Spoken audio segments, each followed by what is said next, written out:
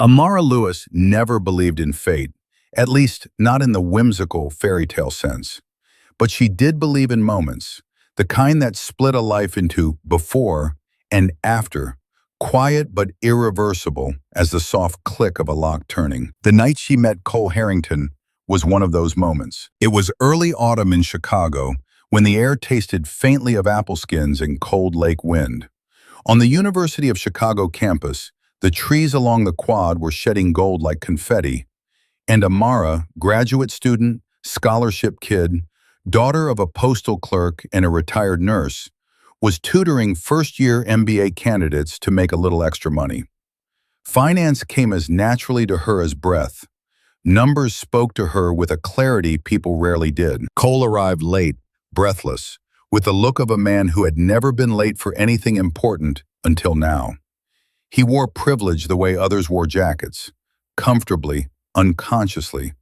His watch alone cost more than Amara's monthly rent.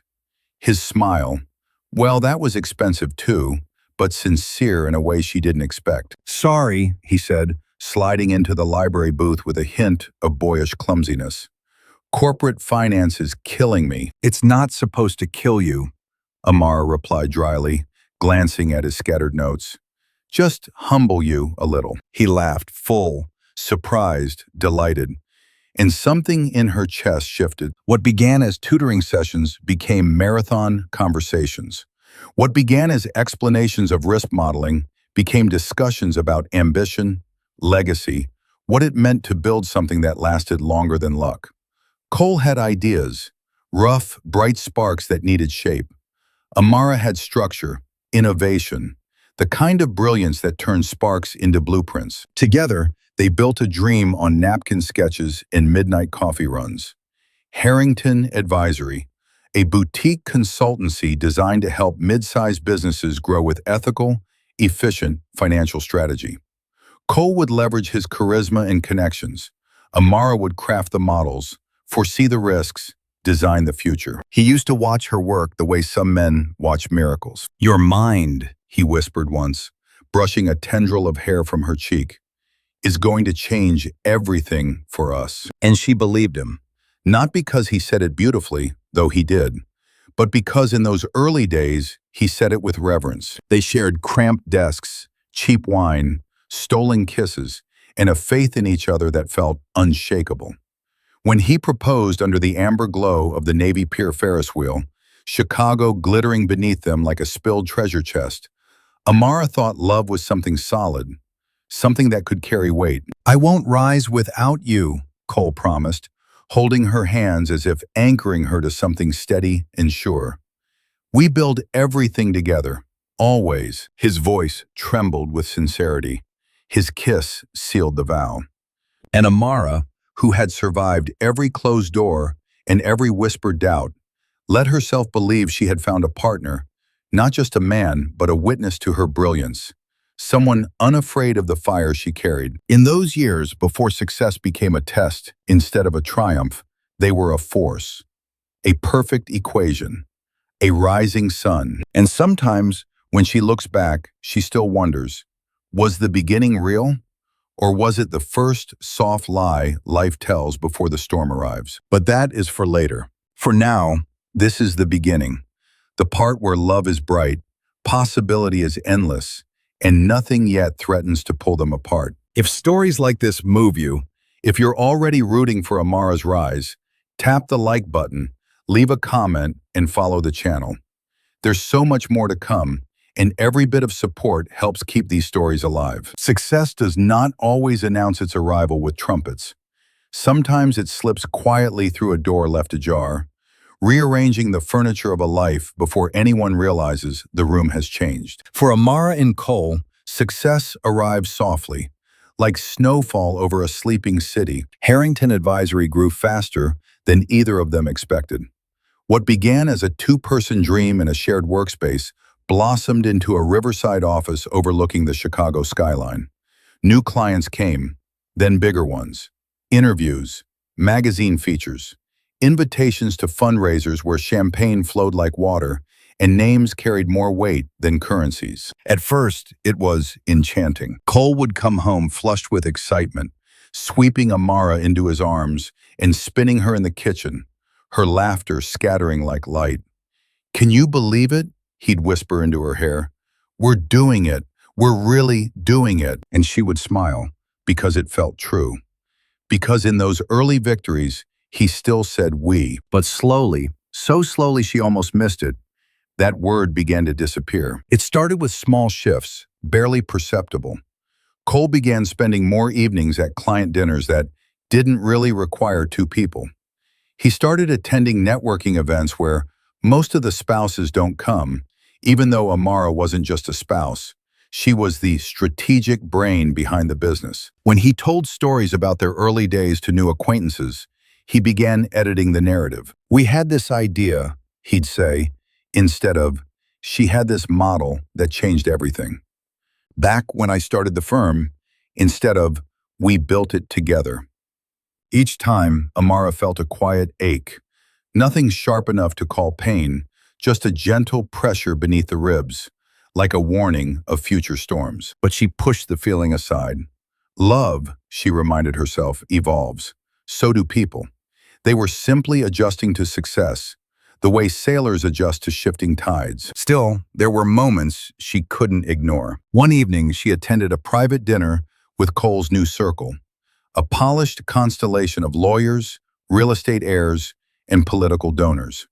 Their wives sat next to Amara, draped in pale silk and pearls, their laughter delicate and practiced. Amara, with her deep brown skin, coiled hair, and tailored burgundy dress, felt like a rose among white orchids, beautiful, but undeniably different. The difference shouldn't have mattered, and yet, somehow, it did. When she spoke about her work, conversations politely drifted elsewhere. When Cole introduced her, it was with a hurried, "My wife, Amara," as if he hoped the moment would pass quickly. Later that night, in the car, Amara asked gently, "Did I say something wrong?" Cole squeezed her hand without meeting her eyes. "Of course not. They're just particular. They're used to a certain type of crowd." "A crowd I don't fit into?" He flinched, almost imperceptibly. "That's not what I meant." But he didn't offer another explanation, and she didn't push. Not then. The changes continued, quiet as footsteps on carpet. He began dressing differently, sleeker suits, muted tones, a new cologne that smelled expensive and distant.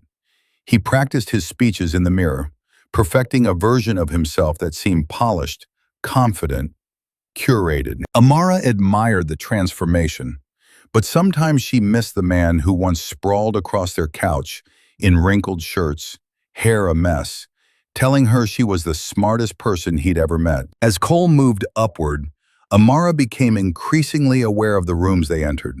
Rooms where she was the only black woman. Rooms where she felt eyes grazing her like a question mark. Rooms where Cole grew brighter while she, somehow, grew dimmer in his shadow. One night, during a corporate fundraiser near Millennium Park, Amara watched Cole laugh with a group of partners from a prestigious firm.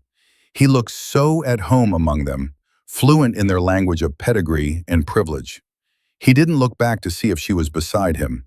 He didn't seem to remember she was there at all. As she stood alone, she felt something unfamiliar stir inside her. Not jealousy, not anger, something subtler, more delicate.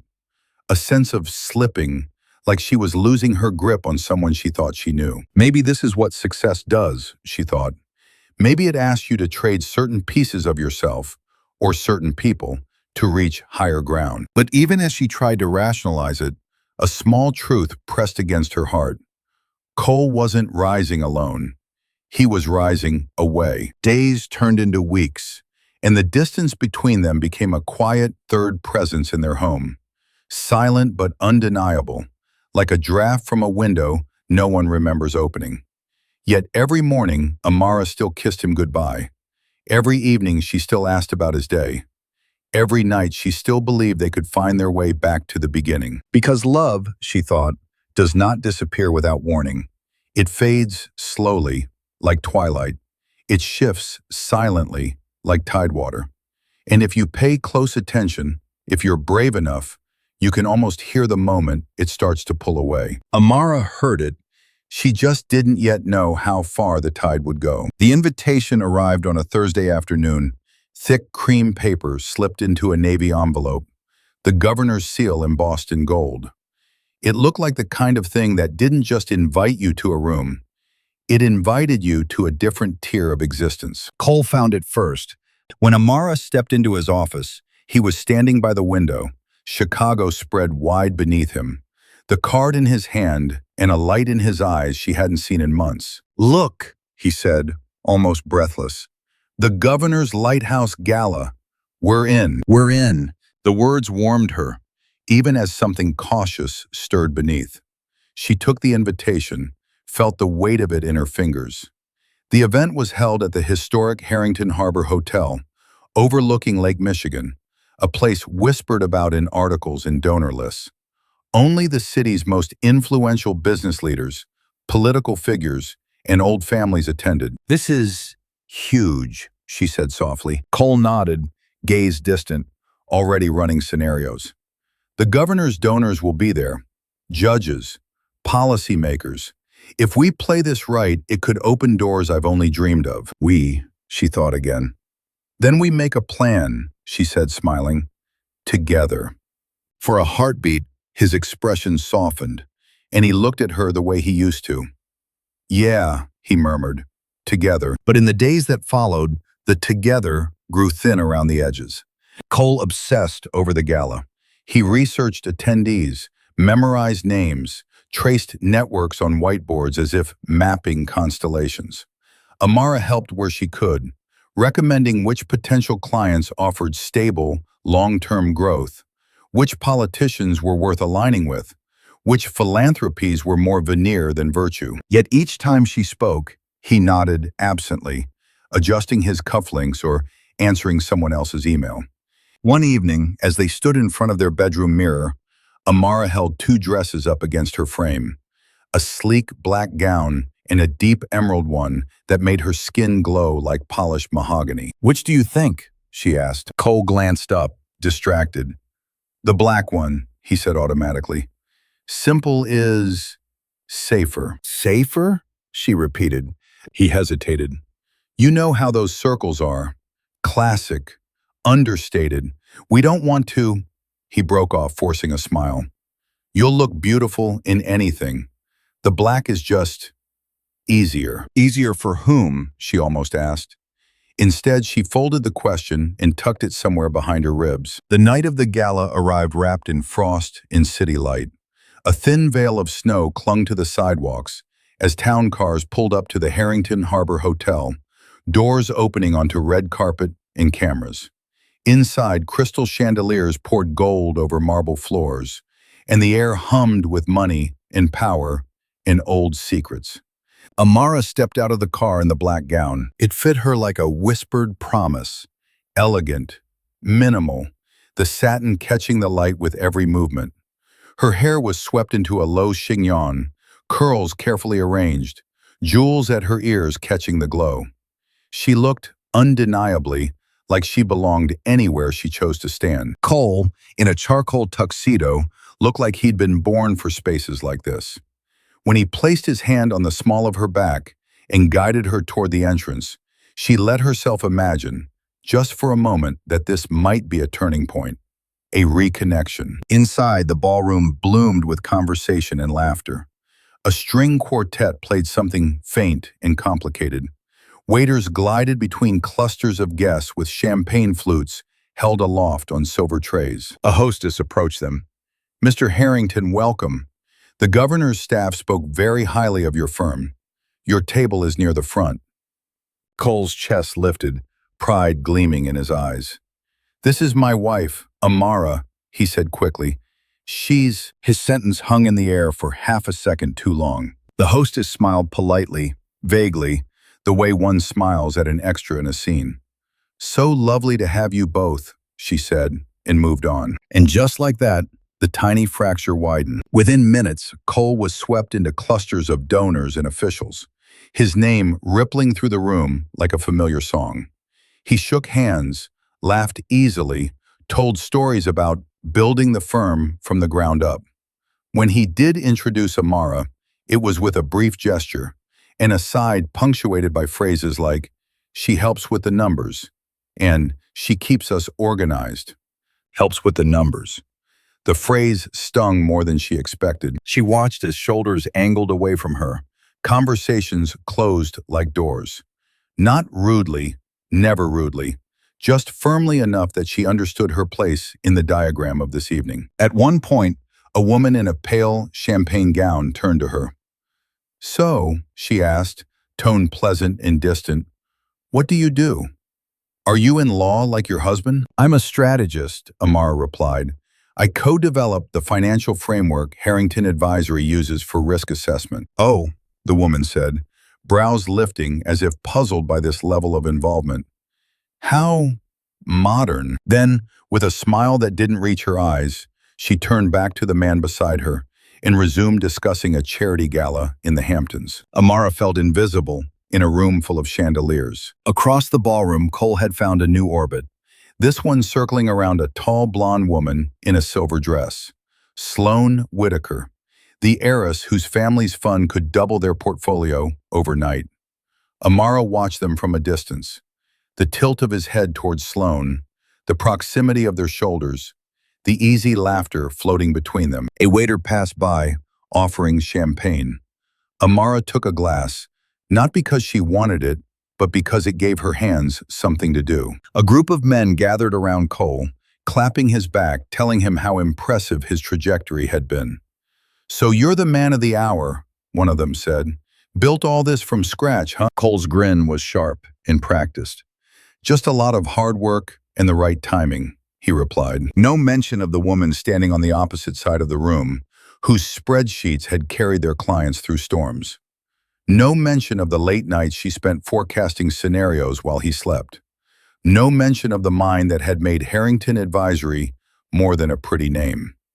Then came the moment. A senator's aide, half drunk and overly familiar, leaned toward Cole and said loudly enough for nearby tables to hear, "So man, you got a wife hidden somewhere? Or are you finally joining our side of the fun tonight?" Cole laughed, glancing reflexively around. His eyes skimmed past Amara without landing on her. "It's complicated," he said lightly. The group roared with amusement. Someone made a joke about commitment. Someone else raised a glass to freedom. Sloane smiled, slow and secret, as if she had just been given confirmation of something she already believed. Across the room, Amara felt the words slam into her chest.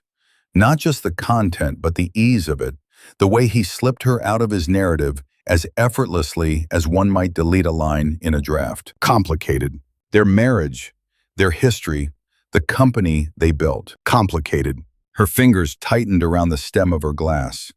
The champagne trembled, a glittering storm in crystal. In that moment, surrounded by the very world they had once dreamed of touching together, Amara understood something she hadn't wanted to see. Success hadn't just shifted them, it had divided them. Cole wasn't merely rising away from her. He was editing her out, one casual omission at a time. And for the first time, beneath the music and the murmurs and the glow of old chandeliers, love did not feel like foundation. It felt like an erasure in progress. The evening should have ended with the governor's speech. After the last course was cleared, the lights dimmed, and a hush rippled through the ballroom like silk being smoothed over a bed.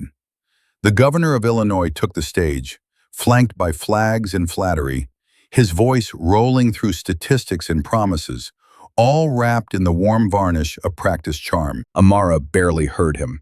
She sat at a round table covered in white linen, her seat slightly offset from Cole's. Place cards formed a neat constellation of importance. Her husband positioned near the governor's donors, she tucked 2 seats away between a venture capitalist's wife and a retired judge's sister. She smiled when appropriate, nodded when spoken to, and felt with painful clarity the invisible lines that had been drawn around her. Cole, by contrast, glowed. Every time she glanced his way, he was leaning in toward Sloane Whitaker, his posture open, attentive. Sloane, in her shimmering silver gown, rested her hand lightly on his forearm as she spoke, as if claiming temporary ownership of his attention. They looked like a matched set, two people who belonged in the glossy pages of a magazine that might, at best, give Amara a caption on the side. Dessert came and went. The governor finished his speech to enthusiastic applause. A band took over, playing jazz standards soft enough not to interfere with the serious business of networking. Then the MC, a local news anchor with a perfect smile, tapped the microphone. "Before we open the dance floor," she announced, "we'd like to invite a few standout guests to say a few words. Our state thrives because of people who build, who invest, who lead. Tonight we'd love to hear from one of Chicago's rising stars in the financial sector, Mr. Cole Harrington of Harrington Advisory." The room responded with warm, approving claps. Cole's jaw tightened for a fraction of a second. Surprised, pleased. Then he rose smoothly, every step measured as he approached the podium. Amara's heart clenched with a familiar, complicated pride. He was good at this part, the speaking, the charming, the performing. She had once loved watching him in his element, knowing that behind every confident sentence, every polished anecdote, lay models and forecasts she had written late into the night. He thanked the governor, thanked the donors, thanked the city for believing in people with a vision. His voice carried easily, his smile calibrated to just the right wattage. He spoke about entrepreneurship, about risk, about building something from nothing. "People often ask me," he said, eyes scanning the room, "how I did it, how Harrington Advisory grew from a little idea at a campus cafe into what it is today." Amara's breath caught.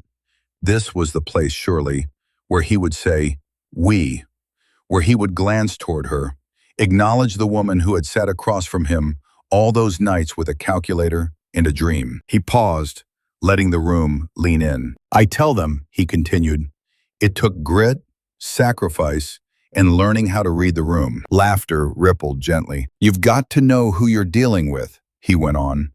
"Investors, judges, politicians. They want someone they can trust, someone who looks like they understand the world they live in. Finance is numbers, sure, but it's also optics. You can't walk into certain rooms looking like you belong somewhere else." The words were wrapped in humor, delivered with a grin, but they hit her like blows. A few people chuckled knowingly. Someone murmured, "Isn't that the truth?" Cole's gaze drifted briefly, almost lazily, toward the side of the room where Amara sat. Their eyes met for less than a second. She saw something there, apology, warning, plea, but it vanished as quickly as it flashed. He turned back to the microphone. "I had to make some adjustments along the way," he said lightly, "to how I present, how my firm presents, even," he let the words hang, teasing, suggestive, "who I bring into certain spaces." A few men at a nearby table laughed outright. One of them called out, "Amen to that." Someone added, just loud enough, "Leave the drama at home, right?" The laughter grew, rolling, easy. Sloane covered her mouth with her hand, eyes glittering with amusement. In that moment, Amara felt the room tilt. He hadn't said her name. He hadn't called her difficult or unfit. He hadn't spelled out the insult. He didn't need to. The joke lived in the negative space, between his words and her presence, between his whiteness and her blackness, between the image he wanted to project and the reality he wanted to bury. He was telling them, in code, that he understood their world, that he knew how to read the room, that he knew which parts of his life to showcase and which to dim. And he had chosen, before an audience of power, to dim her. Heat crept up her throat, not from shame, but from something sharper, more electric. Her skin felt too tight for her bones. Every breath scraped. She could have stood up, could have walked out, could have shattered the crystal decorum with a single sentence. Instead, she sat very still, letting the humiliation settle into a solid, cold weight inside her. She lifted her glass with a hand that didn't tremble and took a small, measured sip. Cole ended his speech with a joke about watching the market more closely than his own sleep schedule. The room applauded. People smiled. The band resumed. The evening slid forward as if nothing remarkable had happened, but something had. Later in the car, the silence between them had texture. Chicago's lights streaked past the window, turning the night into a blur of gold and shadow. Cole loosened his tie, exhaling as if he just left a performance that had gone well. "That went better than I expected," he said. "Did it?" Amara replied, her voice almost gentle. He glanced at her, sensing something in the way she stared out the window, the way her jaw was set. "What's wrong?" he asked. "You were quiet all night." She turned to him, eyes calm, voice steady. "At the podium," she said, "when you joked about choosing who you bring into certain spaces, who were you talking about, Cole?" He shifted, the confidence from the ballroom peeling away in thin layers. "It was just a joke," he said. "You know how those events are. You have to show you get it, that you understand their world." "And their world," she said softly, "doesn't include women like me." "That's not what I—" "Yes," she interrupted, not loudly, but firmly. "It is." The car rolled through a red light, turning green. Someone honked behind them. Cole's fingers tightened on the steering wheel. "You're overreacting," he muttered. "You know I didn't mean you." She held his gaze until he had to look away. Tonight he had taken her carefully, lovingly built life and reduced it to a punchline. Tonight he had told a room full of powerful people that she was something to be edited, concealed, curated. Tonight, the man who once promised never to rise without her had made very clear that he was willing to rise at her expense. The shift was no longer silent. It was brutal, public, and it left a bruise she knew would not fade quickly. In the darkness of the car, with the city rushing around them, Amara understood that this was not just about one gala, one joke, one room full of people who would never know her name. This was about a choice, his, and soon she realized it would have to be about hers. The night after the gala unfolded with the stillness of falling ash, soft, quiet, deceptively gentle. But beneath that silence, something was burning. Cole went straight to the kitchen when they returned home, opening a bottle of red wine as if routine could dilute the evening. The penthouse lights glowed warmly against the floor-to-ceiling windows, offering a portrait of serenity that Amara no longer recognized. She stood in the entryway, her shawl still draped over one arm, the black gown brushing her ankles. Her heart felt like it had been pressed between two stones. Cole poured himself a generous glass. "You're upset," he said finally, not looking at her. "I can tell." "Are you surprised?" she asked, voice steady in a way that surprised even her. He sighed, rubbing the back of his neck. "Amara, I told you. It was just a joke. You can't take everything so personally. You know how those rooms are. You have to play the part." "And what part is that?" she replied. "The part where you distance yourself from your wife so you seem more palatable?" Cole froze. The kitchen clock ticked softly in the background, an indifferent metronome to their unraveling. "You're twisting my words." "No," she said, walking closer. "You twisted our reality. You humiliated me in front of people who already doubted I belonged there.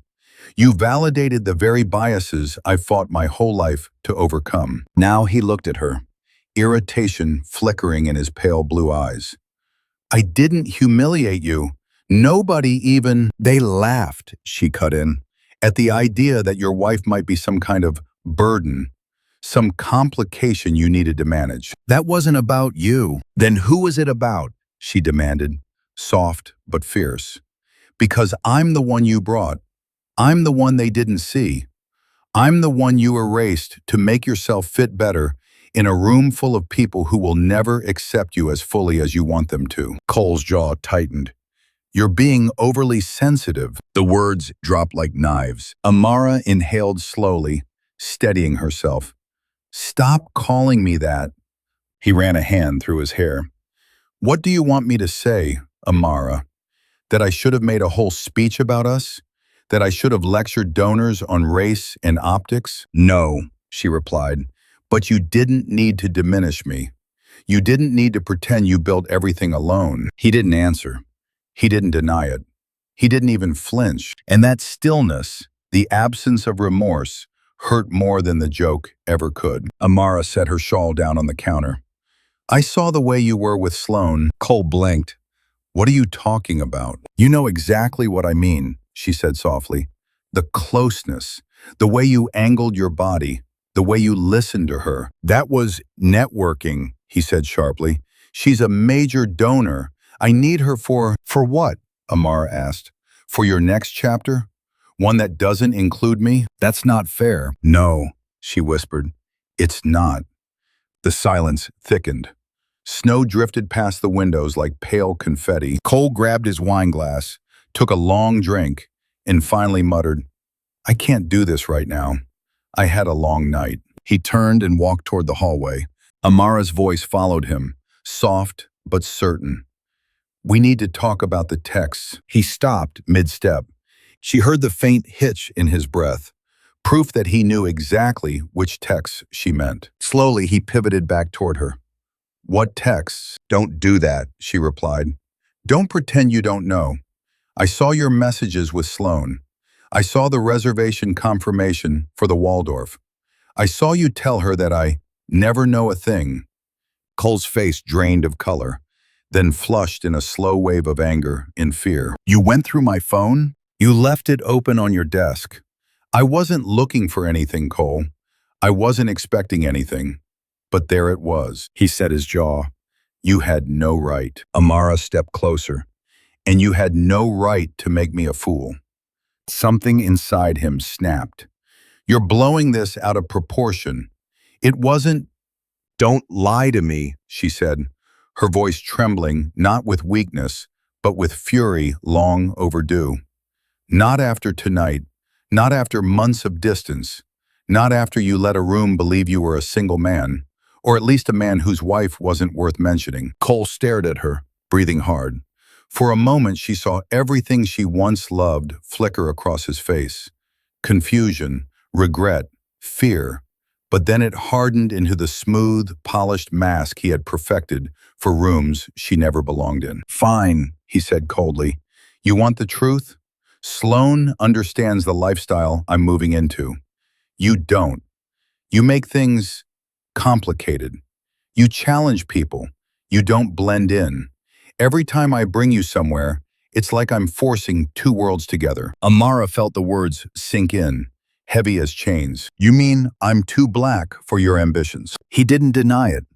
He simply looked away. The room went silent, the kind of silence that feels final. Amara exhaled slowly, a long, steady breath that felt like the undoing of a knot tied years ago. Thank you, she whispered.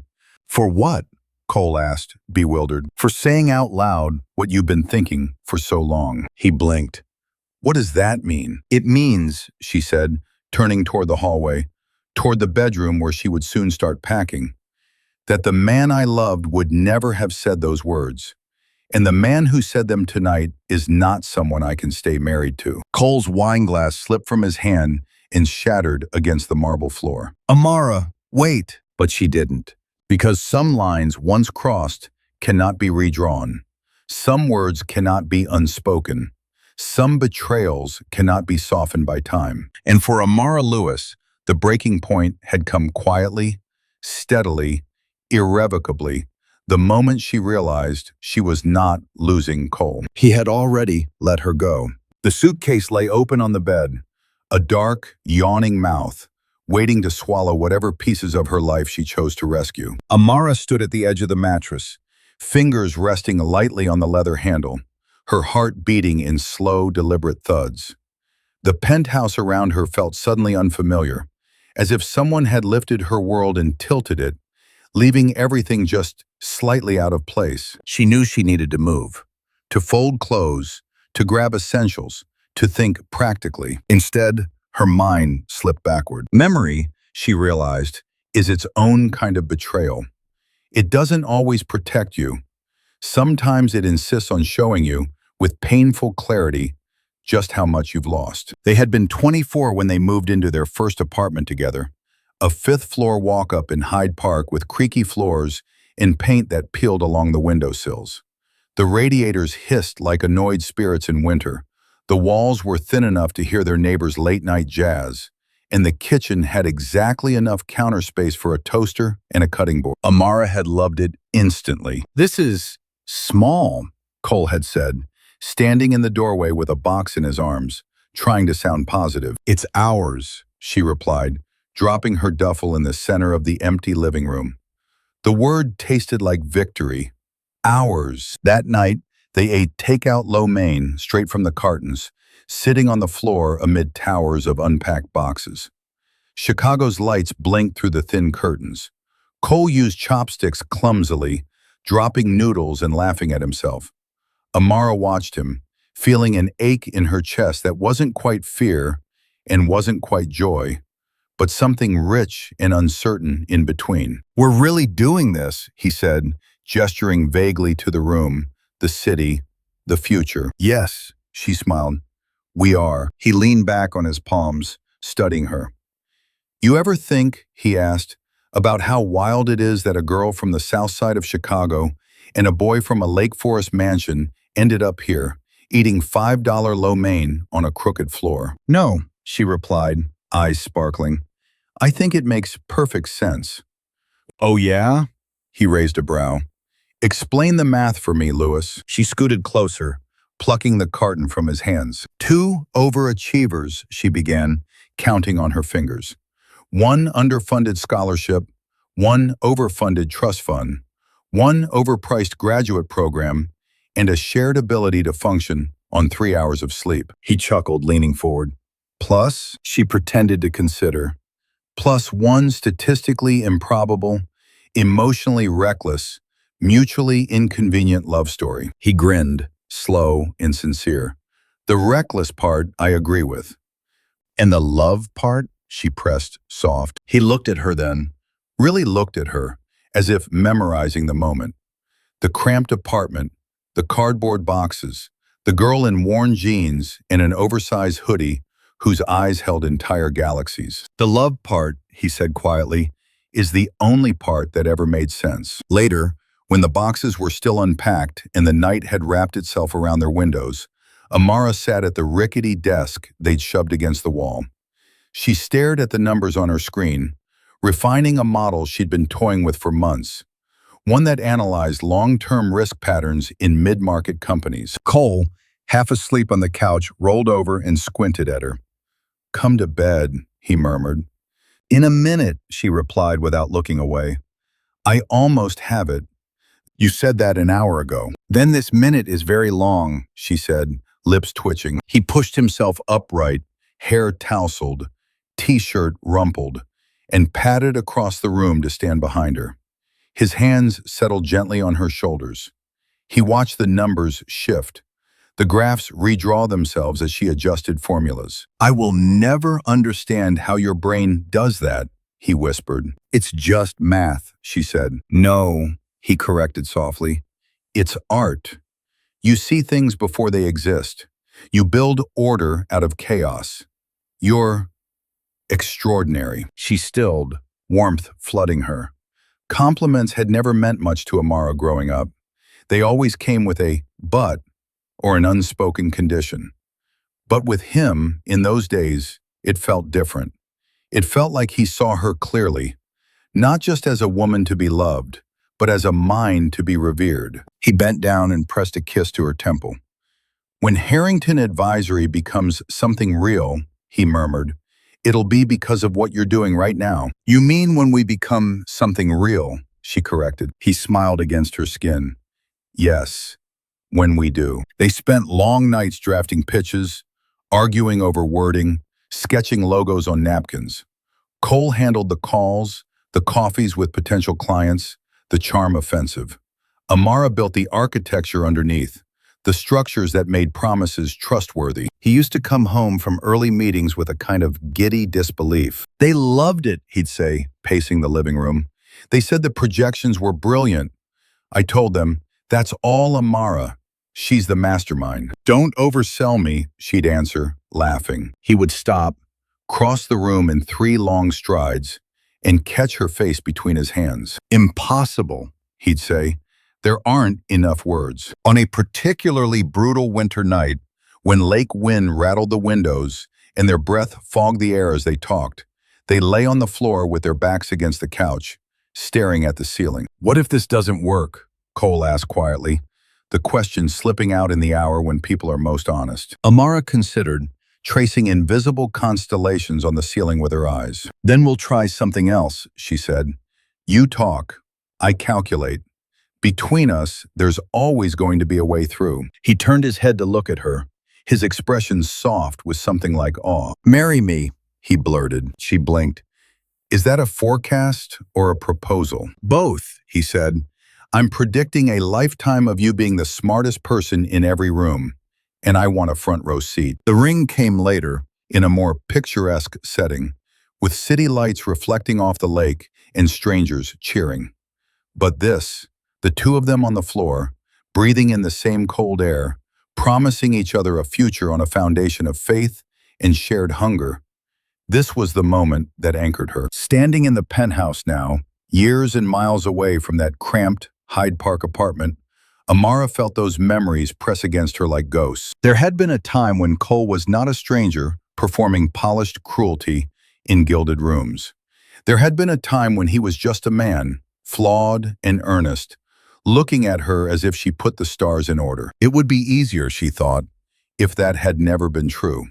If he had always been this man, the one who laughed at her expense, who measured her against the comfort of others, who chose optics over honesty. But love, in its first form, had been real. And that was the sharpest cut of all. She reached into the closet and pulled out the old hoodie from their first apartment, still tucked on a high shelf. It smelled faintly of detergent and winter air, of late nights and cheap coffee and dreams that once felt shared. She pressed the fabric to her face, eyes closing. "I loved you," she whispered, not to the man in the other room, but to the memory of who he had been. "I really did." Then she folded the hoodie carefully and placed it at the bottom of the suitcase. Some things she would carry forward, some things she would leave behind. But the truth of what they once were, that she would keep, not as an excuse for his betrayal, but as a testament to her own capacity to love deeply. And soon, she promised herself, she would learn how to turn that capacity inward. Morning arrived not with sunlight, but with a gray, indifferent sky pressing low over the city. Amara lay awake long before her alarm, staring at the faint cracks in the ceiling. The penthouse was unnaturally quiet. Cole had slept in the guest room again, a habit that had begun as early conference calls and late-night work, but now felt like a border drawn in the middle of their life. The words from the night before circled in her mind like vultures. "You make things complicated. You don't blend in. I need someone aligned with where I'm going." She rose slowly, as if her bones were heavier than the rest of her. In the bathroom mirror, her reflection looked back at her with tired eyes and a kind of worn-out dignity. The black gown from the gala hung on the back of the door, a relic of a performance she had never auditioned for. She braided her hair back, washed her face, and put on jeans and a soft sweater. Clothes that felt like herself, not like a costume to pass inspection. Downstairs, the coffee machine hummed to life. The ordinary ritual steadied her. She didn't know yet where she would go or when she would leave, but she knew this.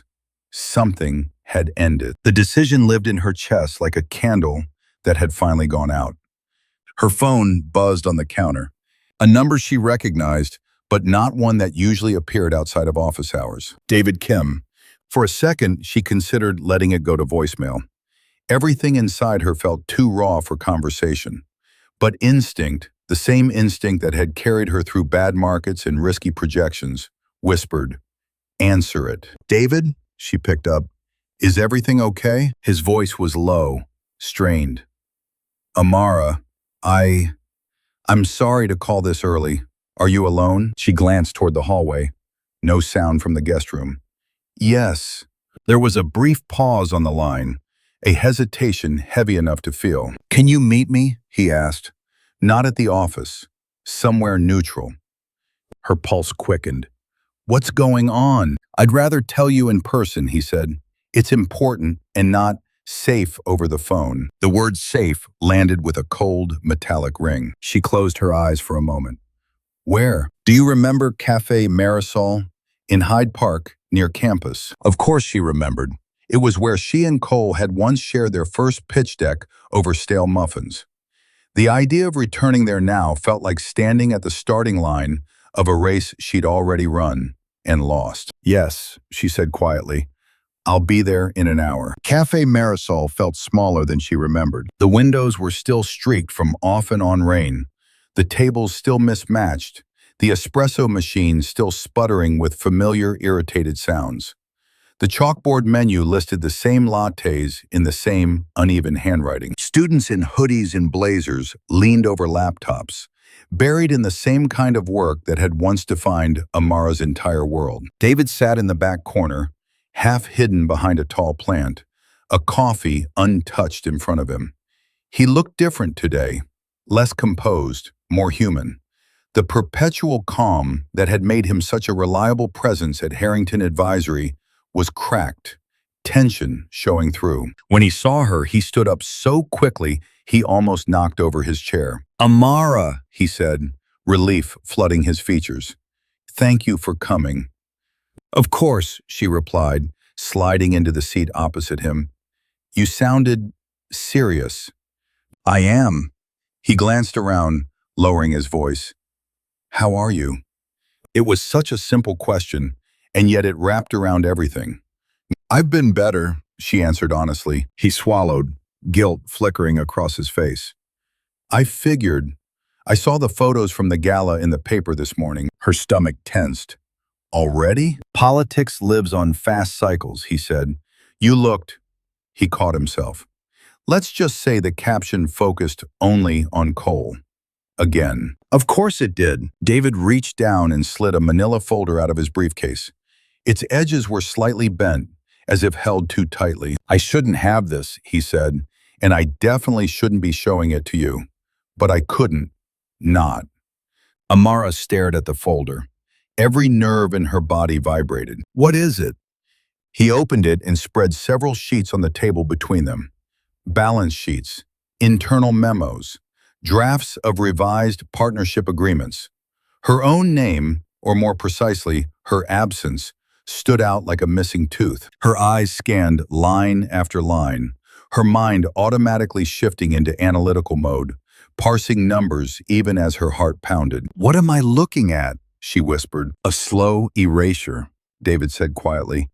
Cole's been restructuring things behind the scenes, changing titles, reclassifying roles, moving assets. Her fingers tightened on the edge of one document. According to the new documentation, Harrington Advisory had a single founding partner, Cole Harrington. Amara's name appeared nowhere in the ownership structure, nowhere in the signatures, nowhere in the narrative. It started months ago, David continued. At first I thought it was just optimization, cleaning up messy early paperwork. Without your name on the official records, it was easy to overlook. Then I noticed certain accounts being shifted, properties being placed under separate entities. I asked questions. He told me it was standard practice, part of long-term risk management. But, she prompted when he trailed off. He met her eyes, remorse etched deep. But the more I saw, the more it looked less like risk management and more like preparation for a life without you.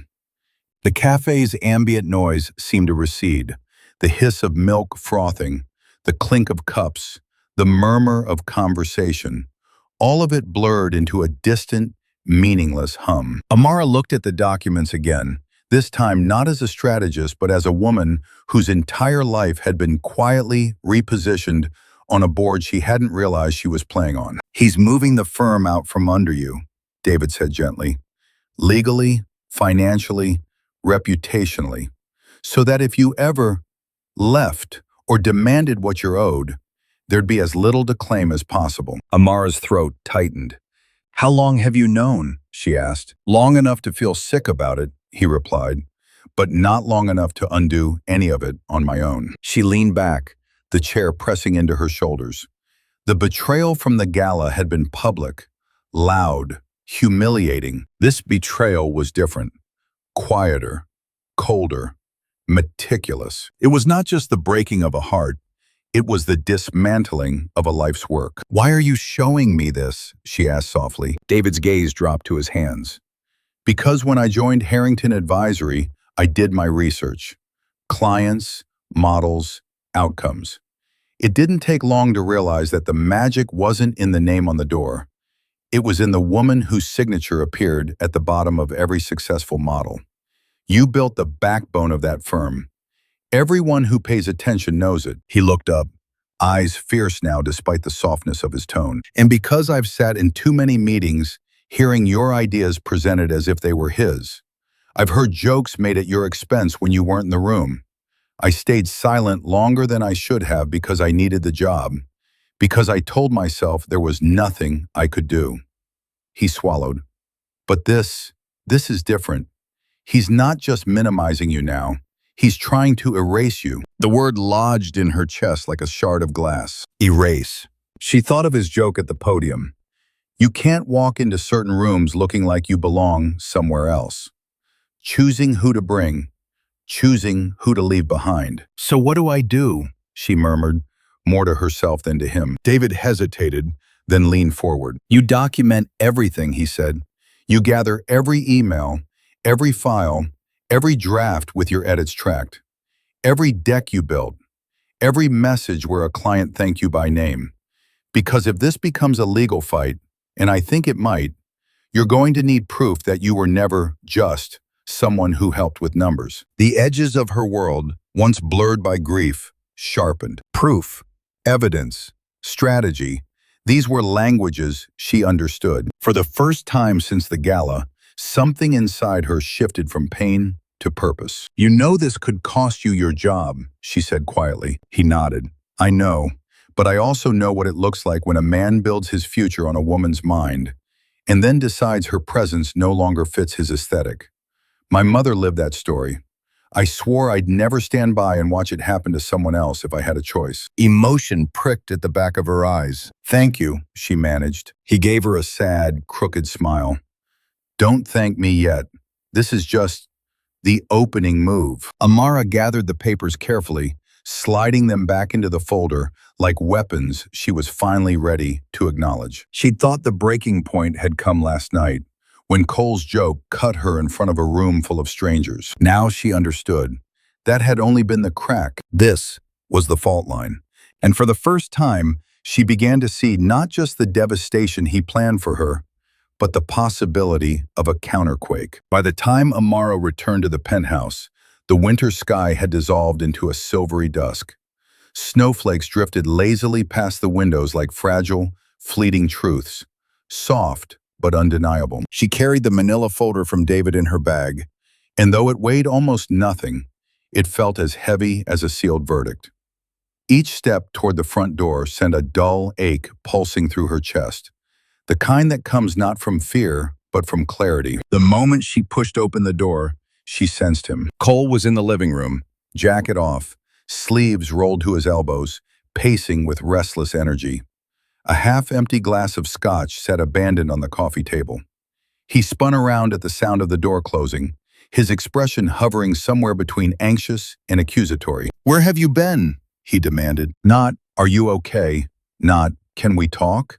Just that sharp, possessive question, as if he still believed she belonged to the life he was building without her. "I had things to take care of," Amara said, her voice cool, steady. He scoffed, running a hand through his hair. "You disappear for hours after blowing up last night, and I'm supposed to just, what, pretend that was normal?" She set her bag down gently. "Last night wasn't the beginning, Cole. It was just the moment I finally stopped pretending." His jaw tightened. "So this is about the gala again?" "No," she said softly. "This is about everything." He stepped closer. "You're overreacting." The words were a reflex for him. They always had been. But this time they slid off her like water on stone. "Don't do that," she warned. "Not tonight." Cole's expression hardened.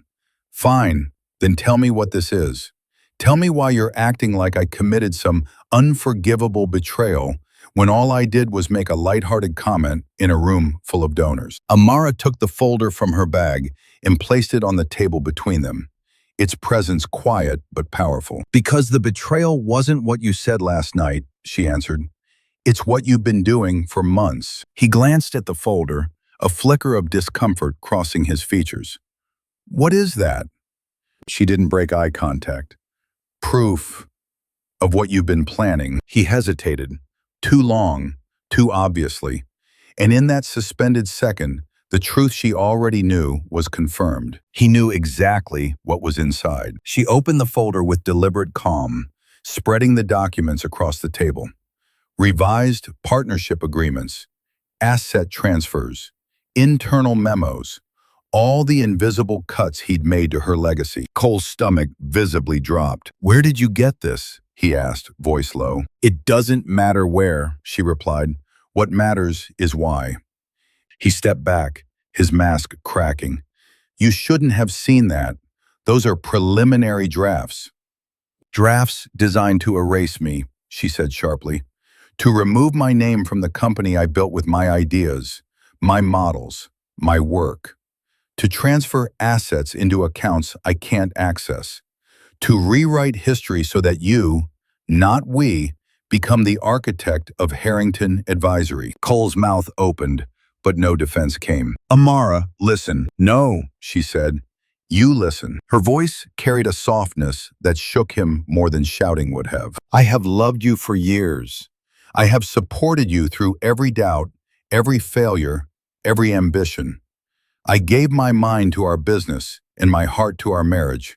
And while I was doing that, while I was building something for both of us, you were building an exit strategy. He swallowed hard, hands balling into fists at his sides. That's not what this is. Then tell me, she said, stepping closer.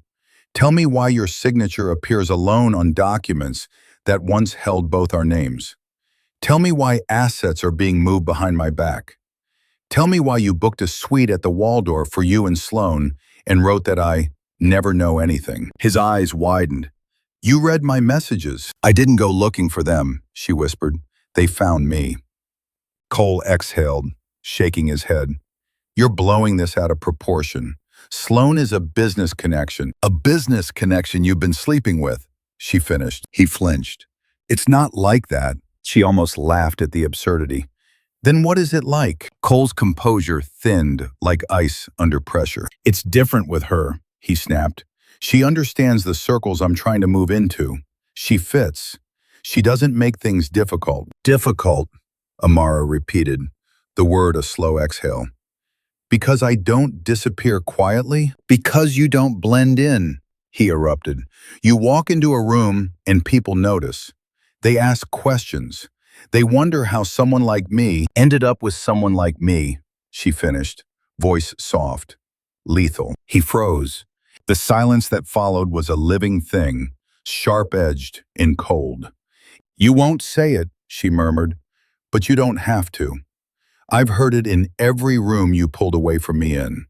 I saw it last night when you let them laugh at the idea of you having a wife who wasn't convenient. Cole's voice dropped to a hoarse whisper. Amara, please. But she was done being interrupted, done being softened into silence. You're ashamed of me, she said simply. His eyes flickered, the smallest betrayal of truth. And that was enough. Amara stepped back, as if reclaiming space that had long been taken from her. I'm not going to beg for the love of a man who trades truth for acceptance, she said. I'm not going to shrink myself so you can look bigger. And I'm not going to let you erase my work, my worth, or my name from the company I built. Cole stared at her, breathing hard. So what now? He asked, voice tight. You think you can fight me on this? You'll lose. Maybe, she said. Maybe I will lose everything. The company, the money, the penthouse, all of it. Her eyes met his, unwavering. But I won't lose myself. He blinked. It was the first moment he looked afraid. Amara inhaled once, slow and steady, as if steadiness itself were an act of defiance. I want a divorce. The words left her lips without tremor, without hesitation. They were not an ending. They were a declaration of self-return. Cole stepped forward.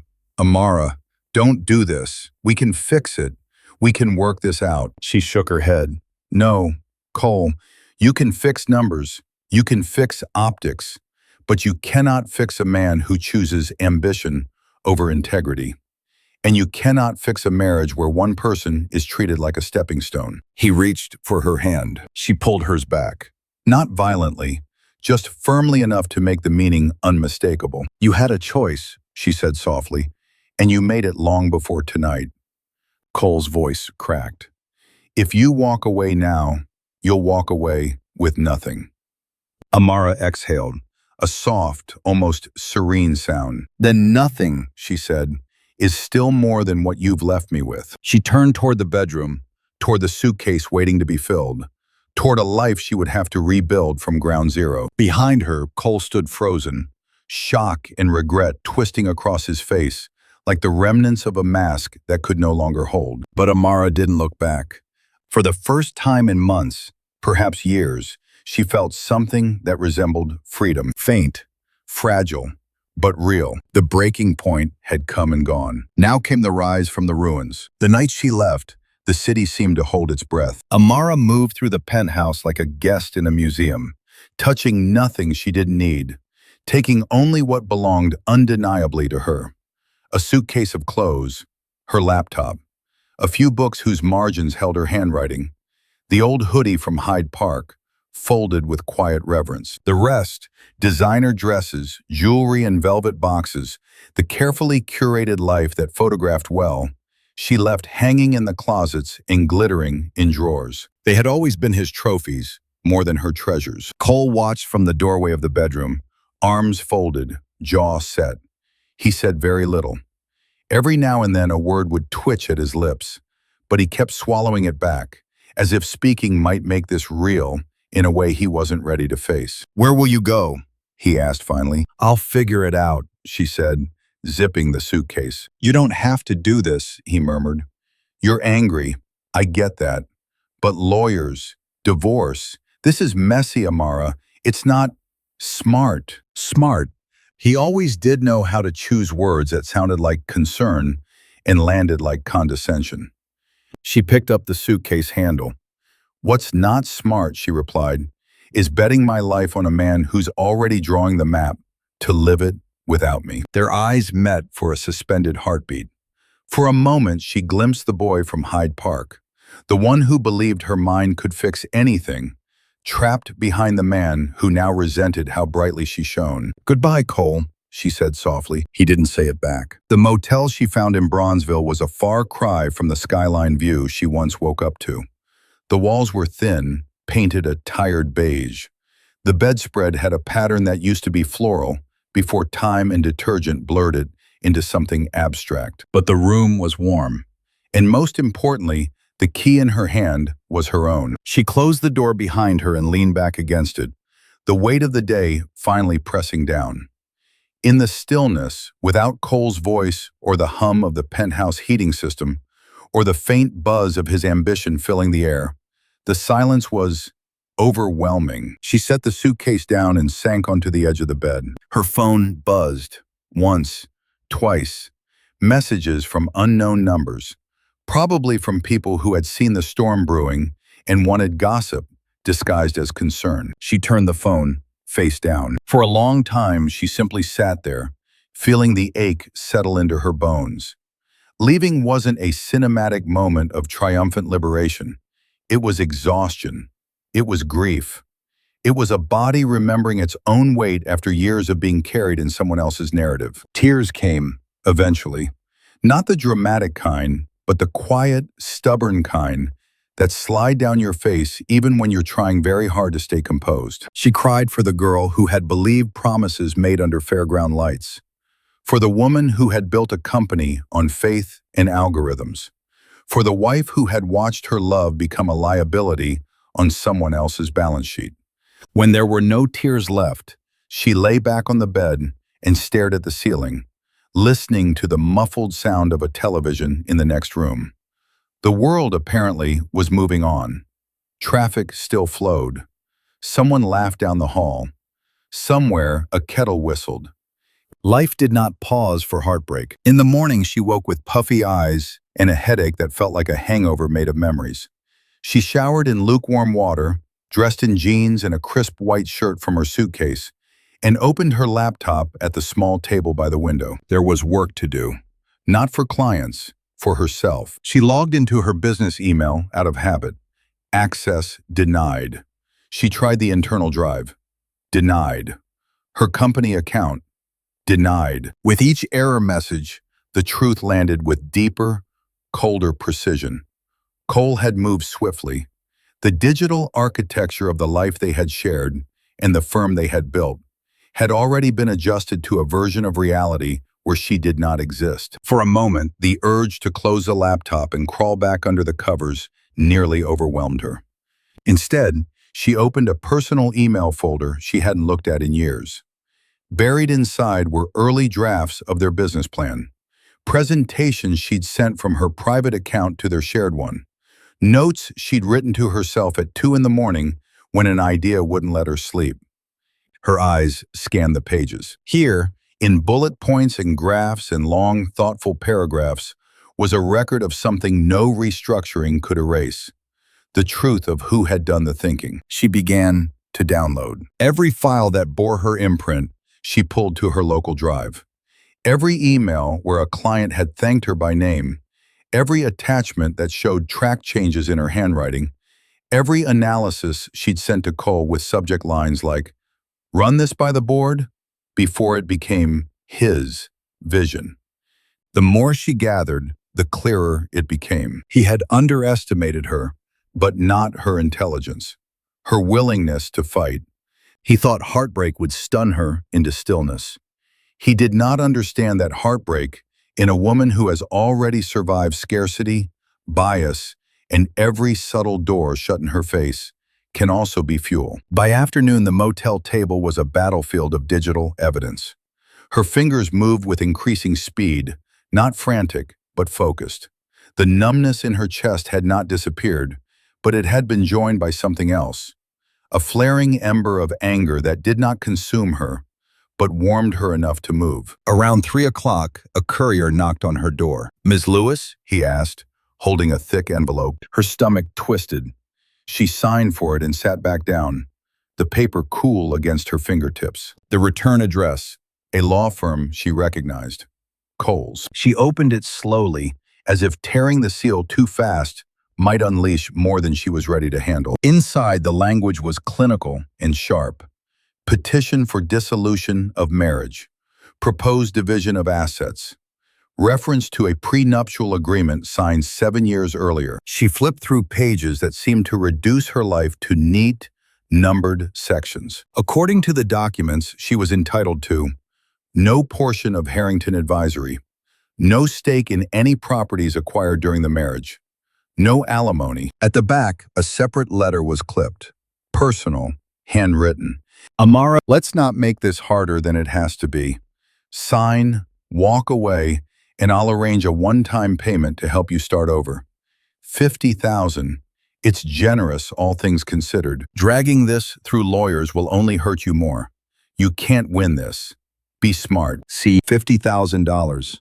For her years, her mind, her sacrifices.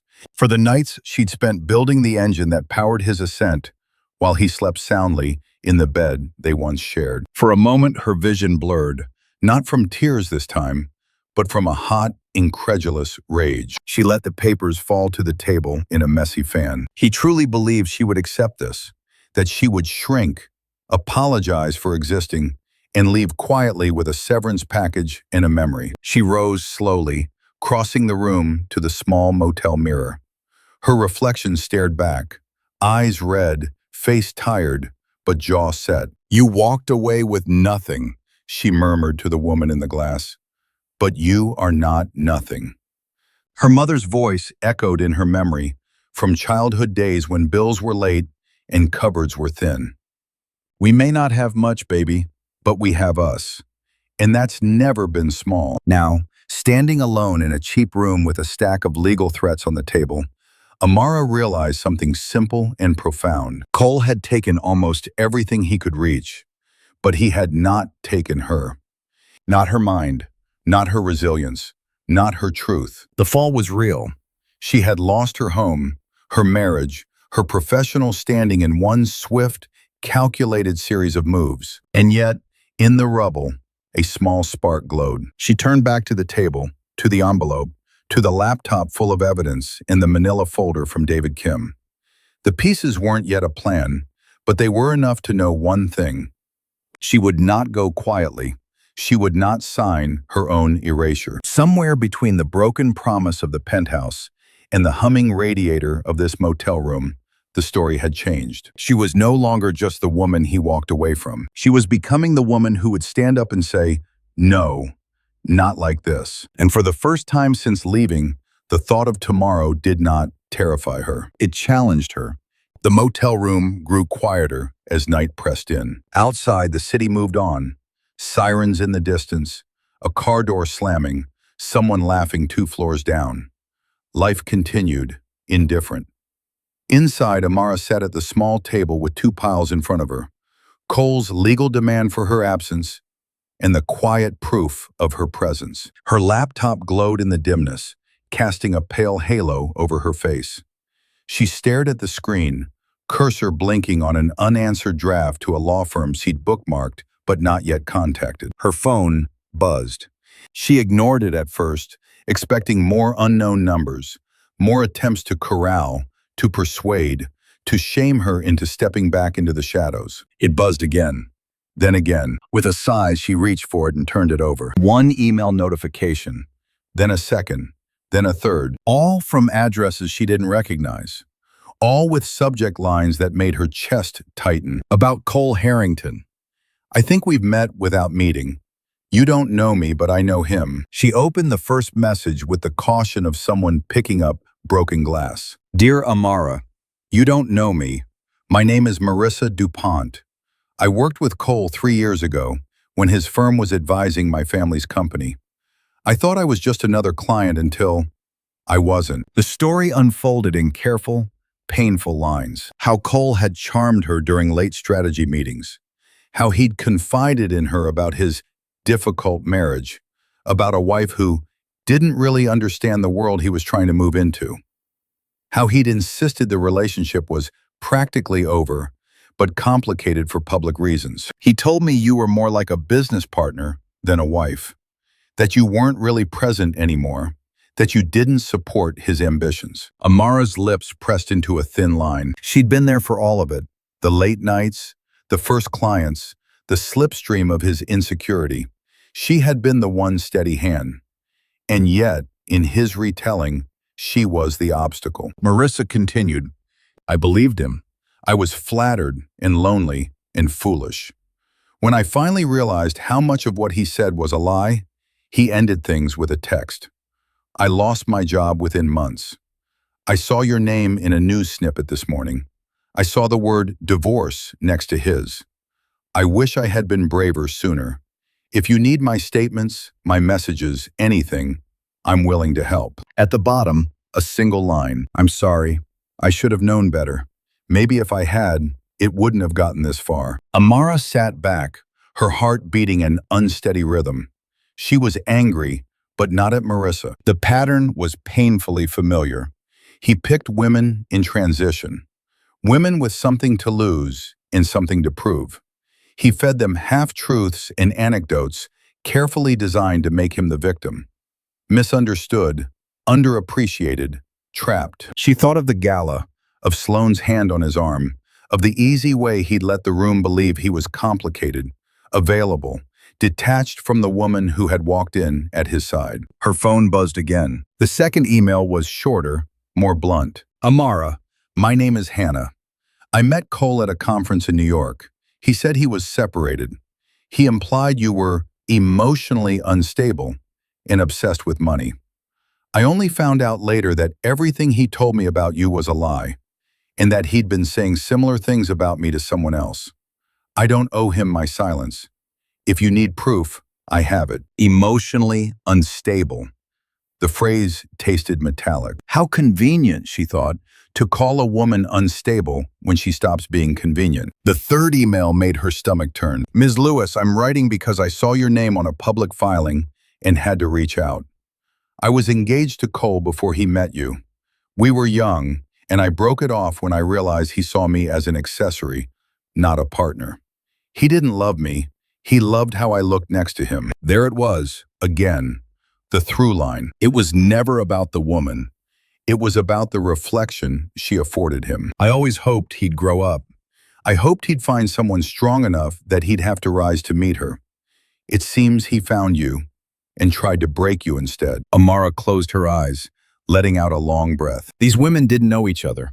Different cities, different jobs, different chapters of his life. And yet their stories fit together with eerie precision, like shards of glass from the same shattered mirror. He had a pattern: charm, isolate, distort, discard, repeat. The realization did something strange inside her. For days, she had been sitting in the center of her own wreckage, believing she was the only casualty, the only fool, the only woman who had given too much to a man who had pocketed her devotion like loose change. But now, as their words layered over each other in her inbox, she saw it differently. This was not the story of her failure. It was the story of his repetition. And patterns, she knew, were data. Data could be traced, and what could be traced could be proven. She replied to each woman with care. To Marissa, she wrote, "You believed a version of me that never existed. That's not your fault. He lied. Thank you for reaching out. Your story matters more than you know." To Hannah, "You are not what he said you were. None of us are. If you're willing, I may need your help. Not just for me, but to make sure he doesn't keep doing this to others." To the former fiancé, "He didn't grow up, but I'm done letting him shrink me. Thank you for telling me your truth.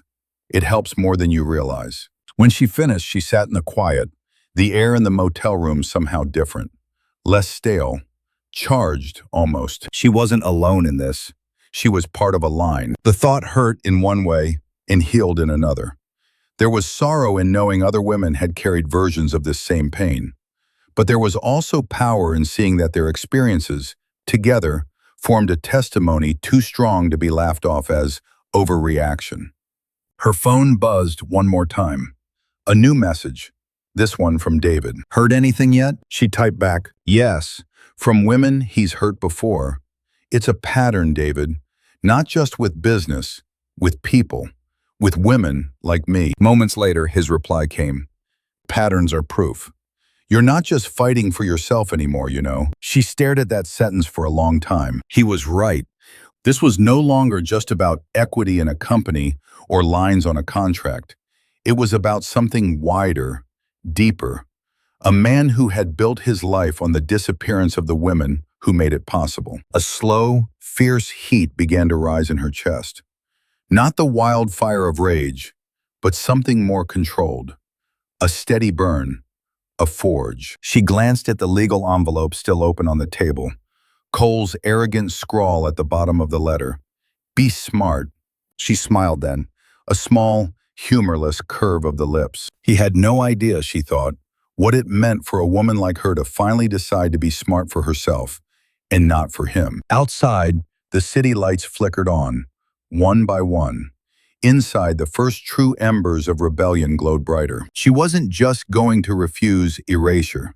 She was going to expose the hand that held the eraser. The email came just after midnight, when the world felt half asleep and the motel walls hummed with the quiet fatigue of a long day. Amara had been staring at the ceiling, counting the hairline cracks like constellations, wondering how many pieces a life could be broken into before it became unrecognizable. Her laptop sat closed on the table, the documents she'd gathered waiting like silent witnesses. Her phone, face down beside her, vibrated once. Then again, she reached for it, more out of habit than hope. A name she didn't recognize. Subject line, "Your case is bigger than you think." Her heart rate quickened. She opened it. "Ms. Lewis, my name is Renee Caldwell. I'm an attorney based in Chicago, referred by a mutual acquaintance who believes you may be in need of representation. She paused, eyes narrowing slightly. A mutual acquaintance. Her first thought was David. Her second was one of the women who had written to her. In some ways, it didn't matter. She read on. I followed the early filings in your divorce case. I've also read about Harrington Advisory's sudden restructuring and the removal of your name from public-facing records. Unfortunately, what you're experiencing is not rare. I specialize in cases involving women, particularly women of color, who've built something with a partner only to be erased when it becomes profitable or politically inconvenient to acknowledge them. The words struck her in a place no legal brief ever had. Not rare. Specialize in cases like yours. Erased. If you are willing, I'd like to meet. I believe you have more leverage than you realize. I also believe this is no longer just a private matter. It is a pattern with legal, ethical, and public implications. For what it's worth, I don't work for men like your husband. I work for the women they underestimate. Sincerely, Renee Caldwell, Esquire. Amara read the email twice, then a third time. She had been hesitant to reach out to any attorney. The idea of recounting her humiliation to a stranger with a neat desk and a neutral expression made her stomach twist. She had imagined skepticism, polite pity, maybe a soft suggestion to take the settlement and move on. This email felt different, not like a sales pitch, like a call to arms. She replied before she could overthink it. Ms. Caldwell, thank you for reaching out. I'm willing to meet. I don't know yet what's possible. I only know I'm not willing to disappear quietly. They arranged to meet the next afternoon. Renee's office wasn't in one of the glass towers of the Loop, but in a restored brick building in the near South Side, a space with history in its bones. The plaque beside the door simply read, Caldwell and Associates, Civil Rights and Equity Law. Inside, sunlight spilled through tall windows onto worn, wooden floors. The waiting room walls were lined with framed photographs, marches, courtroom steps, clients standing shoulder to shoulder, eyes bright with something like defiance. A receptionist with kind eyes offered Amara tea. She'll be right with you, she said. She's just finishing a call. Amara sat, hands folded in her lap, trying not to fidget. She felt oddly exposed, even fully clothed, as if stepping into this office meant admitting out loud what had been happening to her. The office door opened. Miss Lewis? Renee Caldwell was in her early 50s, with close-cropped salt and pepper curls and a presence that filled the room without effort. She wore a navy suit and no nonsense. But when she smiled, it was warm, not the brittle politeness Amara had grown used to, but something grounded and genuine. Please, Renee said, extending a hand. Call me Renee. Come in. Amara followed her into an office lined with shelves full of thick legal volumes and thinner, dog-eared paperbacks about social movements and history. Behind the desk hung a single framed quote, simple black text on white. They tried to bury us. They didn't know we were seeds. Have a seat, Renee said, gesturing to the chair opposite hers. Can I get you anything? Water? Tea? I'm okay, Amara replied, though her throat felt dry. Renee studied her for a moment, not in the cold, assessing way of someone calculating odds, but with the measured attention of someone taking in a story before it's spoken. You've had a week, she said softly. Amara let out a shaky breath. That's one word for it. Well, Renee replied, settling behind her desk. Let's make it count for something. For a moment, neither of them spoke. The quiet between them felt intentional, like a space being cleared. Tell me, Renee said finally, from the beginning, not just the paperwork, the real beginning, the part where you thought you were building a life with this man, not just a firm. So Amara told her. She spoke of Hyde Park, of shared lo mein, of late-night models and promises under cheap ceilings, of the way Cole used to say we and look at her like she put order into his chaos. She talked about the first clients, the early wins, the thrill of being partners, in love, in work, in risk. Then she spoke about the shift, the rooms where she became an accessory instead of a co-founder, The introductions that grew shorter, the jokes that cut deeper, the gala, the it's complicated, the texts with Sloane, the documents David had shown her, the prenup, the offer of 50,000 to vanish. Renee listened without interrupting, pen idly tapping against a legal pad, but not really writing. Her eyes never left Amara's face. When Amara finished, her voice felt scraped raw, like she had pulled the words up from somewhere deep and shadowed. Renee nodded slowly. "All right," she said. "Here's what I hear." She lifted a finger, ticking off points in the air. "First, you co-created the intellectual property that made Harrington Advisory profitable.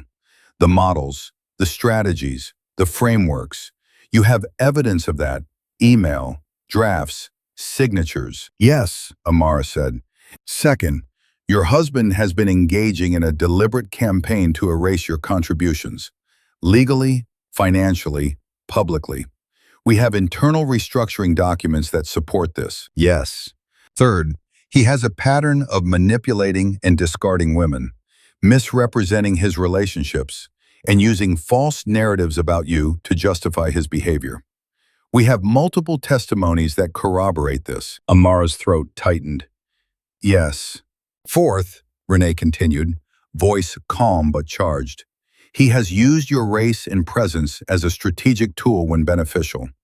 Diversity optics, progressive image, and as a liability when inconvenient. His own words at that gala might not be on record, but the corporate culture around him will be." Amara swallowed. This, she realized, was the first time someone had put it so plainly without flinching. "So what can we do?" she asked. Renee leaned back, folding her hands over her stomach. "What we're not going to do," she said, "is sign that pretty little severance and let him walk away with your work, your reputation, and the narrative." She reached for a folder already on the corner of her desk and slid it toward Amara. "This is what I propose," Renee went on. "We file a counterclaim. We challenge the prenup on the grounds of fraud, misrepresentation, and inequitable conduct. We argue that you were led to believe you were an equal partner, both in the marriage and the business, while he was quietly restructuring to exploit your labor and discard you." Amara's heart beat faster. "Can we do that?" she asked. "Can we try?" Renee corrected gently. "Absolutely. Will it be easy? No. Men like your husband choose lawyers who bill by the hour and sleep just fine. But they also tend to underestimate the women they're up against. That's where we come in." She leaned forward now, her gaze intent. "We'll demand a full forensic audit of the company's finances. We'll trace every asset he's tried to hide. We'll collect affidavits from clients who know you were the reason their portfolios survived. We'll bring in the women he lied to, not because their heartbreak is part of your settlement, but because their stories reveal a pattern of dishonesty and manipulation." Amara stared at her, the plan unfolding like a bridge over a chasm she hadn't known how to cross. "And if we lose?" she asked quietly. Renee didn't sugarcoat it. "If we lose, the prenup holds. You walk away with nothing but what you carried out of that penthouse." She paused. "But you still walk away knowing you didn't help write your own erasure." Amara let the words settle. "If we win," she whispered. A slow, fierce smile curved Renee's lips. "If we win," she said, "we don't just get you what you're owed. We send a message to him, to every man watching, and to every woman who has been told that her work is optional, her contributions incidental, her existence conditional." She nodded toward the quote on the wall behind her. "They tried to bury us," she repeated softly. "They didn't know we were seeds." Silence hung between them for a moment, full and pulsing. "I can't afford you," Amara confessed, the practical part of her mind breaking through. "He has the money, the firm, the accounts. I have," she glanced down at her hands, "I have a motel room and a laptop full of proof." Renee's eyes softened. "I work on contingency," she said. "If we win, I get paid. If we don't, you owe me nothing. I don't take cases I don't believe in, Miss Lewis. And I believe in this.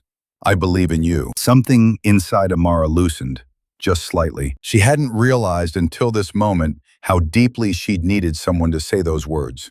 Not as a lover, not as a colleague, but as a professional who had seen the worst of how these stories usually played out. "Why?" she asked softly. "Why do you care this much?" Renee glanced at one of the pictures on the wall. A younger version of herself, standing on courthouse steps with a line of women behind her, fists raised. "Because I've seen this too many times," she said. "My mother, my aunties, my clients. Brilliant black women doing the invisible labor while someone else cashes the check and gets the title. I've watched them walk away with nothing because the world told them their pain wasn't worth the paperwork." She looked back at Amara. "And because men like your husband are used to counting on our exhaustion, our silence, our shame, I don't intend to let him count on yours." Amara felt her eyes fill, not with the hot sting of humiliation, but with something gentler and more dangerous. Hope. It was fragile. It was uncertain, but it was there. "What do you need from me?" she asked. Renee picked up her pen again, this time to write. "Everything," she said simply. "Every email, every model, every meeting you remember, every offhand comment that made you wonder if he was rewriting the story while you were still living it. Bring me your receipts, Ms. Lewis, both literal and emotional. We'll sort them. We'll build from there." She held out her hand across the desk. "Do we have an understanding?" Amara looked at that hand for a heartbeat. It was not a lover's hand, not a friend's hand, not a mother's hand, but it was a hand reaching toward her with something just as valuable. Partnership rooted not in romance, but in respect. She placed her palm against Renee's. "Yes," she said, "we do." In that small, simple contact, something shifted. For the first time since stepping out of the penthouse, Amara did not feel like she was falling. She felt like she was standing at the edge of something, not a cliff, but a battlefield. And she was no longer standing there alone. The hearing room inside the Daily Center was not grand. No chandeliers, no polished marble, no champagne flutes trembling in manicured hands. It was fluorescent lights and gray carpet, rows of stiff chairs, a podium, and the low hum of people whispering behind folded papers. And yet, for Amara, it felt more monumental than any ballroom she had ever stepped into. This was not a gala. This was not a stage built on illusions. This was truth gathering its witnesses. Renee had insisted she come. "We need them to see you," she had said. Not as an accessory, not as a rumor, not as a footnote, as the mind behind the math. Amara had been reluctant. Her instinct was to avoid spectacle, to protect herself from rooms that might twist her story into something palatable for others. But this room held the people whose signatures define futures. Judges, shareholders, legal observers, financial analysts, and a journalist or two in the back, pretending not to take notes. Cole, of course, had no idea she would be here. He entered with his legal team, confident in his navy suit, hair perfectly styled. He scanned the room the way he had at the gala, swiftly, selectively, expecting admiration at every turn. Then his gaze landed on her. For a moment, something flickered. Surprise, irritation, a shadow of fear. He masked it quickly, but not quickly enough. Renee leaned toward Amara and murmured, without moving her lips, "He didn't expect you to have the spine to show up. Good." A clerk read names, motions, procedural lines of what had brought them here. A dispute over ownership of Harrington Advisory, allegations of misrepresentation, a request for an emergency review of restructuring documents. Cole's attorney stood. "Your Honor, let's be efficient," he said smoothly. "This company was founded solely by Mr. Harrington. Ms. Lewis, while once involved in administrative aspects, had no formal partnership or intellectual ownership. She is attempting to lay claim to work she was not responsible for and assets she never held title to. We request dismissal." Administrative, like she'd fetched coffee in printed decks. Amara felt Renee tense beside her. "Not yet," the attorney whispered. "Let him dig his hole." The judge adjusted his glasses. "And Ms. Lewis, do you have a response?" Renee rose slowly, calmly, like a storm choosing the exact moment to break. We do, Your Honor, but I believe it would be most efficient to allow Ms. Lewis to speak first. Amara froze. Her heart lurched. This had not been part of the plan. Renee touched her arm gently. You know your story better than anyone, she whispered. Trust yourself. Legs trembling, Amara stood. For a moment, she wasn't in a courtroom.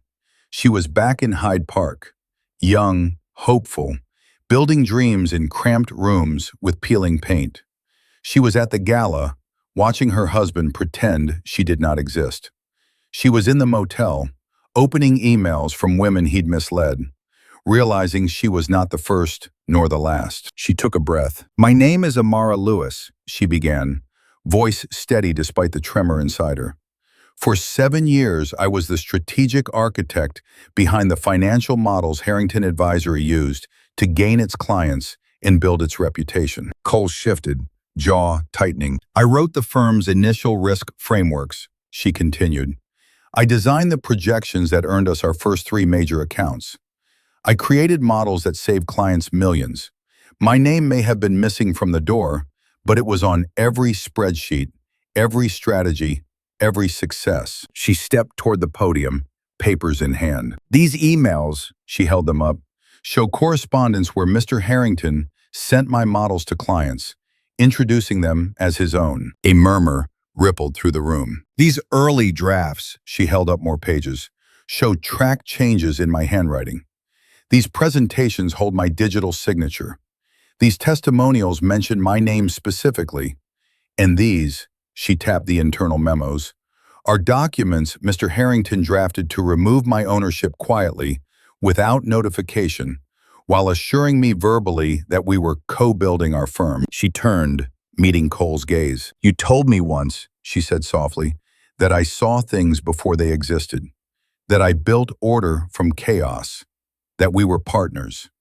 A flicker of something crossed his face, regret, panic, or simply the recognition that he was losing.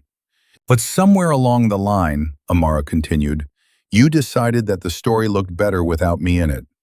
When she faced the judge again, her voice was no longer trembling. Your Honor, I did not come today to reclaim a title I never needed or force a partnership that no longer exists. I came because truth matters, because credit matters, because women, especially Black women, are too often expected to build brilliance in the shadows while others stand in the glow. Silence blanketed the room. Renee rose beside her, sliding several printed exhibits forward. And now, the attorney said with a controlled smile, we'd like to enter the supporting evidence, financial documents, forensic findings, and affidavits from former clients and staff verifying Ms. Lewis's authorship of the firm's foundational strategies. She picked up another stack. And affidavits from 4 women, she added, detailing Mr. Harrington's pattern. A gasp. Everything shifted. Cole blanched, pale in a way no courtroom lighting could explain. He opened his mouth to object, but the judge lifted a hand. Mr. Harrington, the judge said, voice stern, these are serious allegations. This court will review every document submitted today. Cole's lawyer sputtered. Your Honor, this is enough, the judge snapped. I will not dismiss a case with this level of evidence on the table. Renee leaned in with a quiet, lethal grace. Your Honor, she said, we also have one more piece of evidence. She nodded to the back of the room. The doors opened, and David walked in, dressed in a simple suit, holding a folder, eyes clear with resolve. Cole froze. For once, he had no mask to hide behind. David approached the stand. I can testify, he said, voice firm, that Ms. Lewis was the primary strategist behind the firm's successes.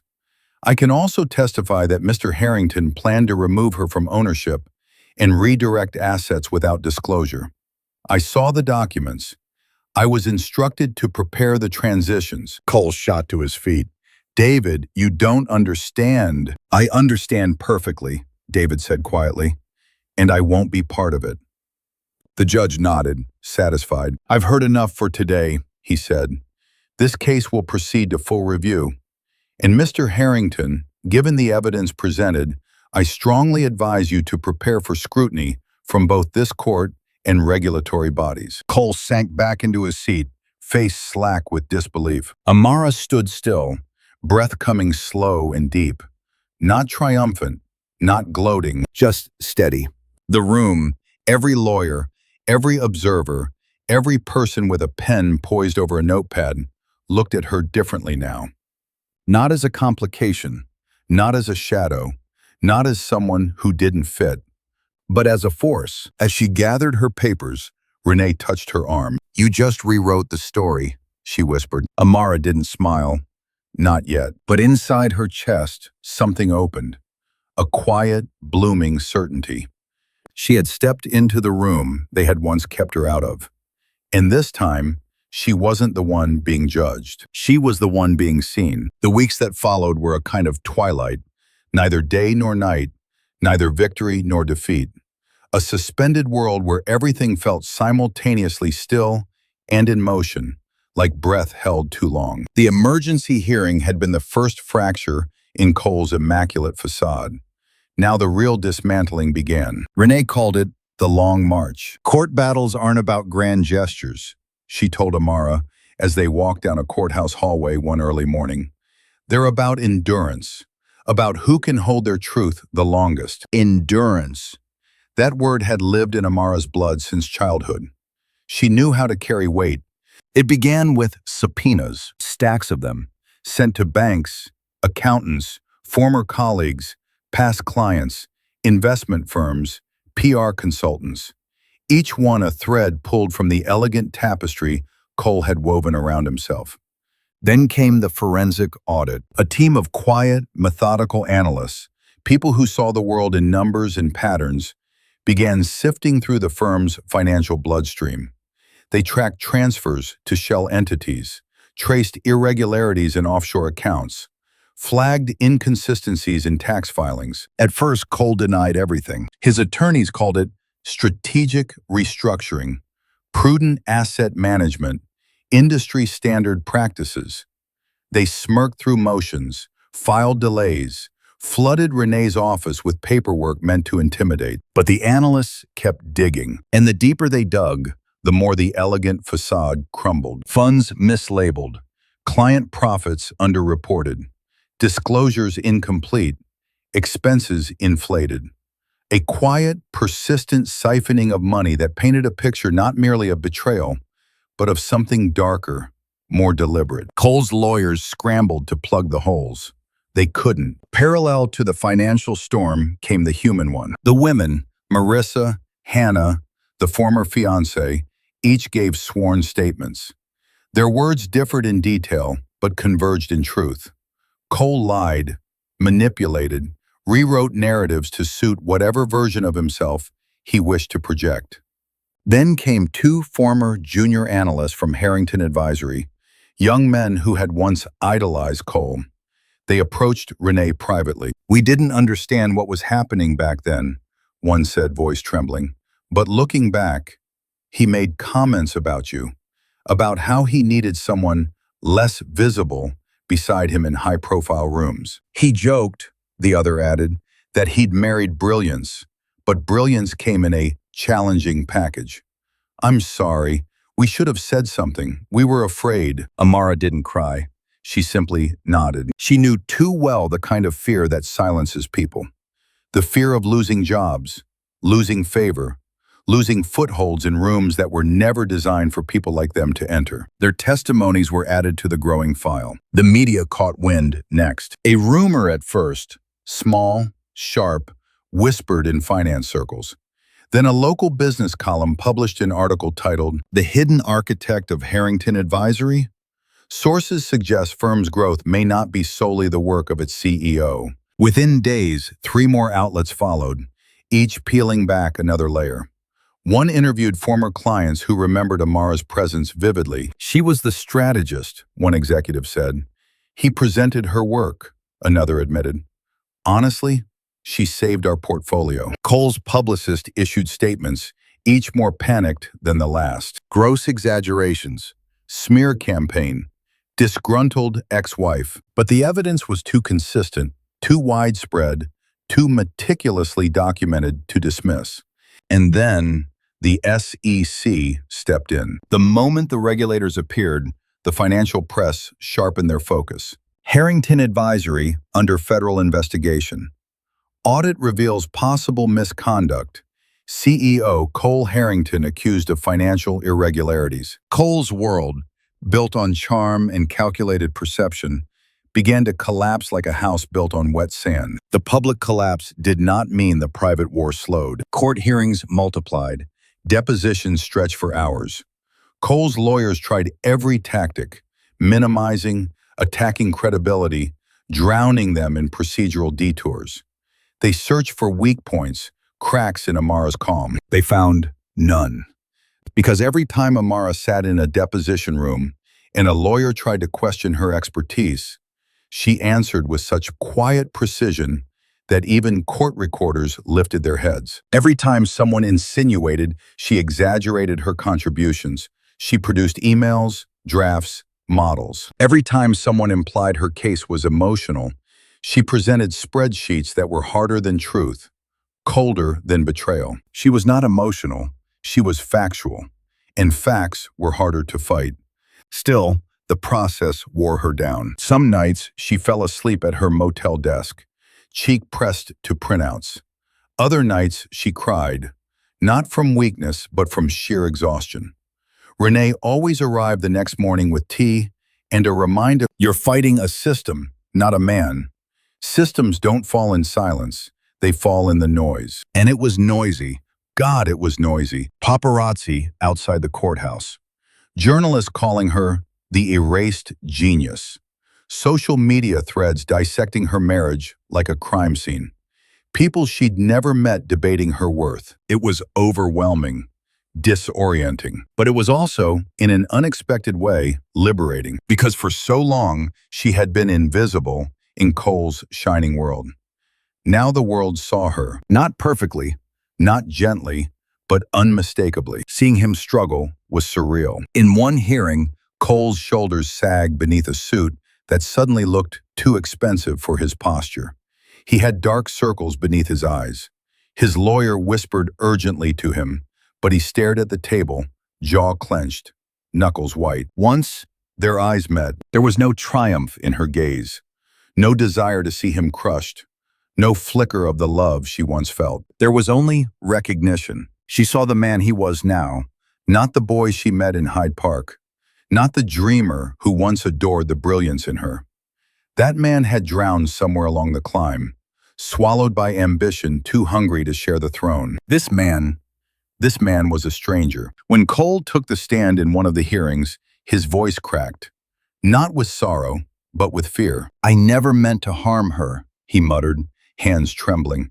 I was misguided. The firm needed a specific image. I didn't think. No, Renee said softly, stepping forward. You didn't think. That is the truest sentence you've spoken today. He said nothing after that. The collapse gained momentum. Clients fled. Investors pulled funding. Partners severed ties. Regulators uncovered more than anyone expected. Cole's face appeared on evening news segments, no longer as the golden boy of Chicago finance, but as a cautionary tale. Harrington Advisory was built on illusions, one analyst said.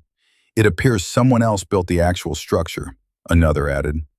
A woman he tried to erase, the anchor concluded. Amara watched only once. Then she turned off the TV. Victory was not in seeing him fall. Victory was in knowing she had stood up. One evening, after a long day of depositions, snow drifted slowly outside Renee's office. Amara sat by the window, watching flakes melt against the glass.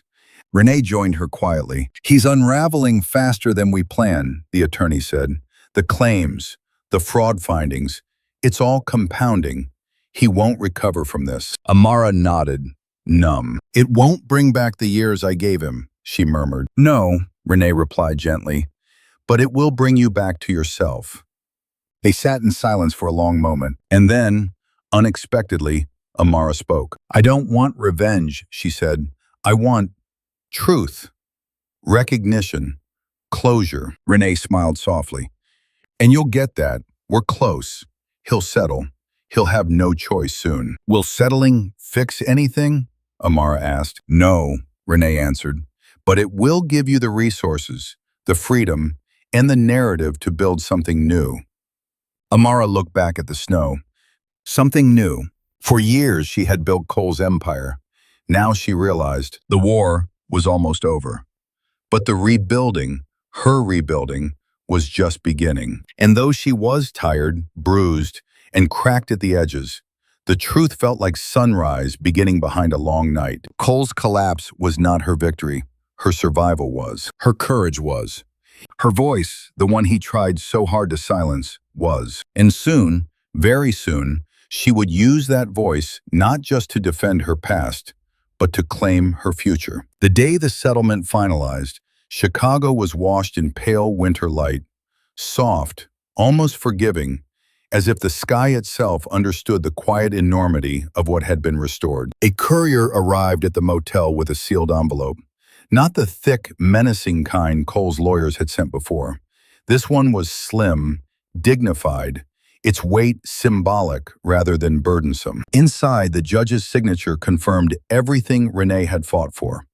Retroactive partnership recognition, 60% ownership of Harrington Advisory, full repayment of her contributions, and an injunction preventing Cole from using any of her intellectual property. He had also been ordered to issue a public apology. Amara read the words without trembling, without joy, without vindication, just completion. Renee called within minutes. "You did it," she said. "It's over." "No," Amara replied softly, staring at the papers. "It's beginning." She did not keep the penthouse, even though she could have claimed it. She didn't want walls that had heard her pain. She didn't want a view that once looked like success, but now felt like suffocation. Instead, she moved into a small apartment in Bronzeville, a space filled with warm brick, tall windows, and sunlight that sprawled across the wood floors as though it belonged to her. She bought her own furniture, simple pieces, strong lines, nothing chosen to impress anyone. Her first night there, she sat cross-legged on the floor with a takeout bowl of collard greens and smoked turkey, listening to Miles Davis on low volume.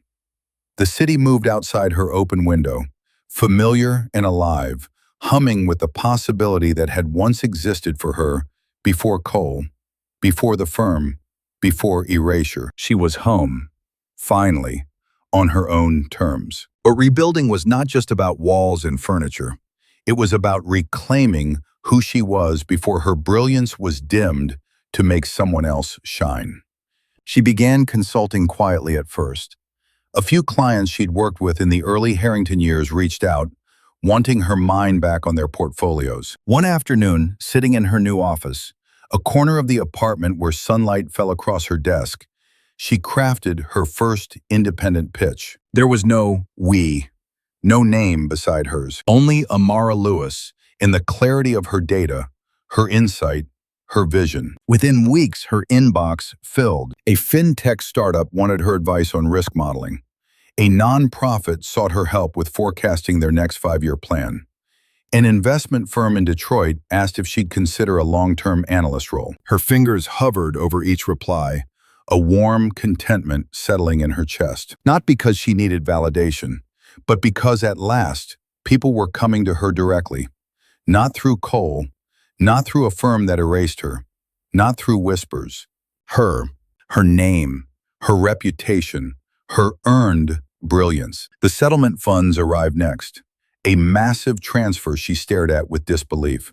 7 years of work, 7 years of sacrifice, 7 years of numbers that were hers, but had never been credited properly. Now, in a single moment, the scale tipped. Money didn't heal, but money gave freedom. And freedom, finally, gave room to dream. Instead of spending it, she invested it into herself. An LLC, a business license, a website built in soft blues and golds, colors that reminded her of possibility. Lewis Collective Strategy. Her name, her terms. David came by one evening carrying takeout from a Korean barbecue place and a copy of Black Enterprise. He grinned as he held up the magazine. "You're in it," he said. She blinked. "What?" Page 32. She opened it, and there, in clean print, was her story. The strategist who refused to be erased. She sat down slowly, the words shimmering. Not erased. Not minimized. Seen. "It's just the beginning," David said. "People are talking. Investors, entrepreneurs, other analysts. You're becoming a symbol, Amara." She smiled, soft, wistful, honest. "I don't want to be a symbol. I just want to be myself." "That," he said, "is exactly why you're resonating." As winter thawed into spring, the city unfurled in gentle color. Sidewalks cleared, markets reopened, neighborhoods pulsed with new energy.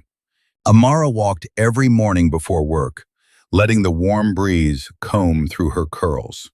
Flowers pushed up through stubborn cracks in the pavement, like little rebellions. She found comfort in that, beauty insisting on itself, no matter how harsh the ground. One morning, she stopped outside a cafe she used to visit in college. A group of young women sat by the window, one of them reading the article about her, pointing excitedly to her photo. "She did it," one said. "She fought back," another whispered. "Maybe I can too." Amara stood frozen for a moment. Then she exhaled, long and deep. She had never wanted to be a movement, but sometimes survival becomes one. Inside the cafe, she ordered a latte, and the barista, barely 20, recognized her. "You're her," the girl said softly. "The one who didn't let them erase her." Amara nodded, humbled. "I guess I am." "I want to be like you," the girl whispered. Amara leaned in. "Be more," she said. "Start where I started, but don't end where I ended. Build bigger." The girl's eyes shimmered. And for the first time, Amara realized the truth. Her fight had created a path, not just for herself, for others. With momentum building, Renee encouraged her to consider something bigger, a venture fund, a platform, something that could shift the landscape for women who had lived versions of her story. At first, Amara hesitated. She was still healing, still learning herself again, still rebuilding her foundation. But then she thought of Marissa, of Hannah, of the women she had never met who had sent her messages late at night saying, "You spoke the truth, I was too scared to speak." She thought of her own mother, working 3 jobs because nobody had invested in her brilliance. And she thought of all the Black women in finance, brilliant, overlooked, underfunded, fighting systems designed to dim them. So one night, she sat at her desk, bathed in lamplight, and drafted a proposal. The Phoenix Fund, investment for women rebuilding after professional erasure. Her heart beat in her throat as she typed the mission: to provide capital, mentorship, and strategic support to women, especially women of color, whose contributions were exploited, erased, or diminished. She sent it to Renee, then David, then 3 clients who trusted her. Within a week, she had pledges totaling $12 million. Within a month, $50 million. And suddenly, the fund was not an idea. It was alive. It was moving. It was hers. Her first event was small, held in a renovated co-working space filled with plants and soft music. She stood at the front wearing a cream blazer and gold earrings shaped like crescents. Faces filled the room. Women who had been denied raises, denied recognition, denied ownership of the brilliance they had given away too cheaply. Women ready to rebuild. Amara raised her glass. "To rising," she said, "not because they welcomed us, but because we built our own doors." The applause that followed felt like wind beneath wings she had forgotten she had. That night, as she walked home under the soft glow of street lamps, she realized something profound. She had rebuilt, but not the life she'd lost. She had built the life she deserved. A life shaped not by someone else's ambition, but by her own power. Her own voice, her own name. Pain had broken her open, but truth had rebuilt her. On her own terms, spring arrived in Chicago like a soft awakening, first in the trembling buds on the trees, then in the warm breeze weaving through the streets, Then in the golden stretch of sunlight that lingered long after the workday ended, and in the middle of that gentle renewal stood Amara Lewis, on a stage at the Women in Finance Summit, her name etched in gold on the program as the keynote speaker. She wore a deep emerald suit, her curls full and free, her posture relaxed yet commanding. A woman settled firmly into the skin she once feared would make her too visible. Now her visibility was her crown. The ballroom quieted as she approached the podium. 3,000 faces turned toward her, women of every age, every shade, every industry. Some had followed her case closely. Others had only heard the whispers. She's the one who fought back. She's the one who won. Amara rested her hands on the podium. Her voice, when she began to speak, was calm and resonant, like the low hum of a cello. My story, she said, is not just about loss or betrayal. It's about remembering who you were before someone else convinced you to be small. The room stilled. It's about reclaiming your work, your brilliance, your voice, even when someone tries to bury them beneath their ambition. It's about understanding that liberation doesn't come when they recognize your worth. It comes when you do. A murmur of agreement rippled through the crowd. I didn't rise because I was fearless, she continued. I rose because I was tired of being afraid. I rose because I saw all the women who came before me, women who weren't allowed to fight. And I realized I couldn't let myself become another name in the footnotes of someone else's empire. Her gaze drifted across the audience. Women leaning forward, women wiping quiet tears, women nodding with fierce recognition. So I built my own, on my terms, in my name. The applause that followed was soft at first, then swelled until it filled every corner of the cathedral-like hall. When it settled, Amara spoke one last time. Legacy is not what you leave behind, it's what you build while you're still here, boldly, loudly, unapologetically. And liberation? She smiled. Liberation is realizing you never needed permission to shine. She stepped away from the podium as the audience rose to their feet, the ovation washing over her like light breaking through clouds. And as she walked off stage, past women whose eyes held gratitude and possibility, Amara felt something she hadn't felt even in victory. Peace. Not the peace of quiet rooms or still nights, but the peace that comes when a woman returns fully to herself. That evening, standing by her apartment window, the city glowing beneath her, she lifted her phone and recorded a message. Gentle, inviting, honest. If Amara's journey moved you, if her rise reminded you of your own strength or gave you courage to find it, like, comment, and follow. There are more stories to tell, more voices to amplify, more women who deserve to be heard. Let's rise together. She ended the recording, set the phone down, and looked back at the skyline. Her past was behind her. Her future stretched wide and bright. And her legacy, built on truth, resilience, and an unshakable refusal to disappear, had only just begun.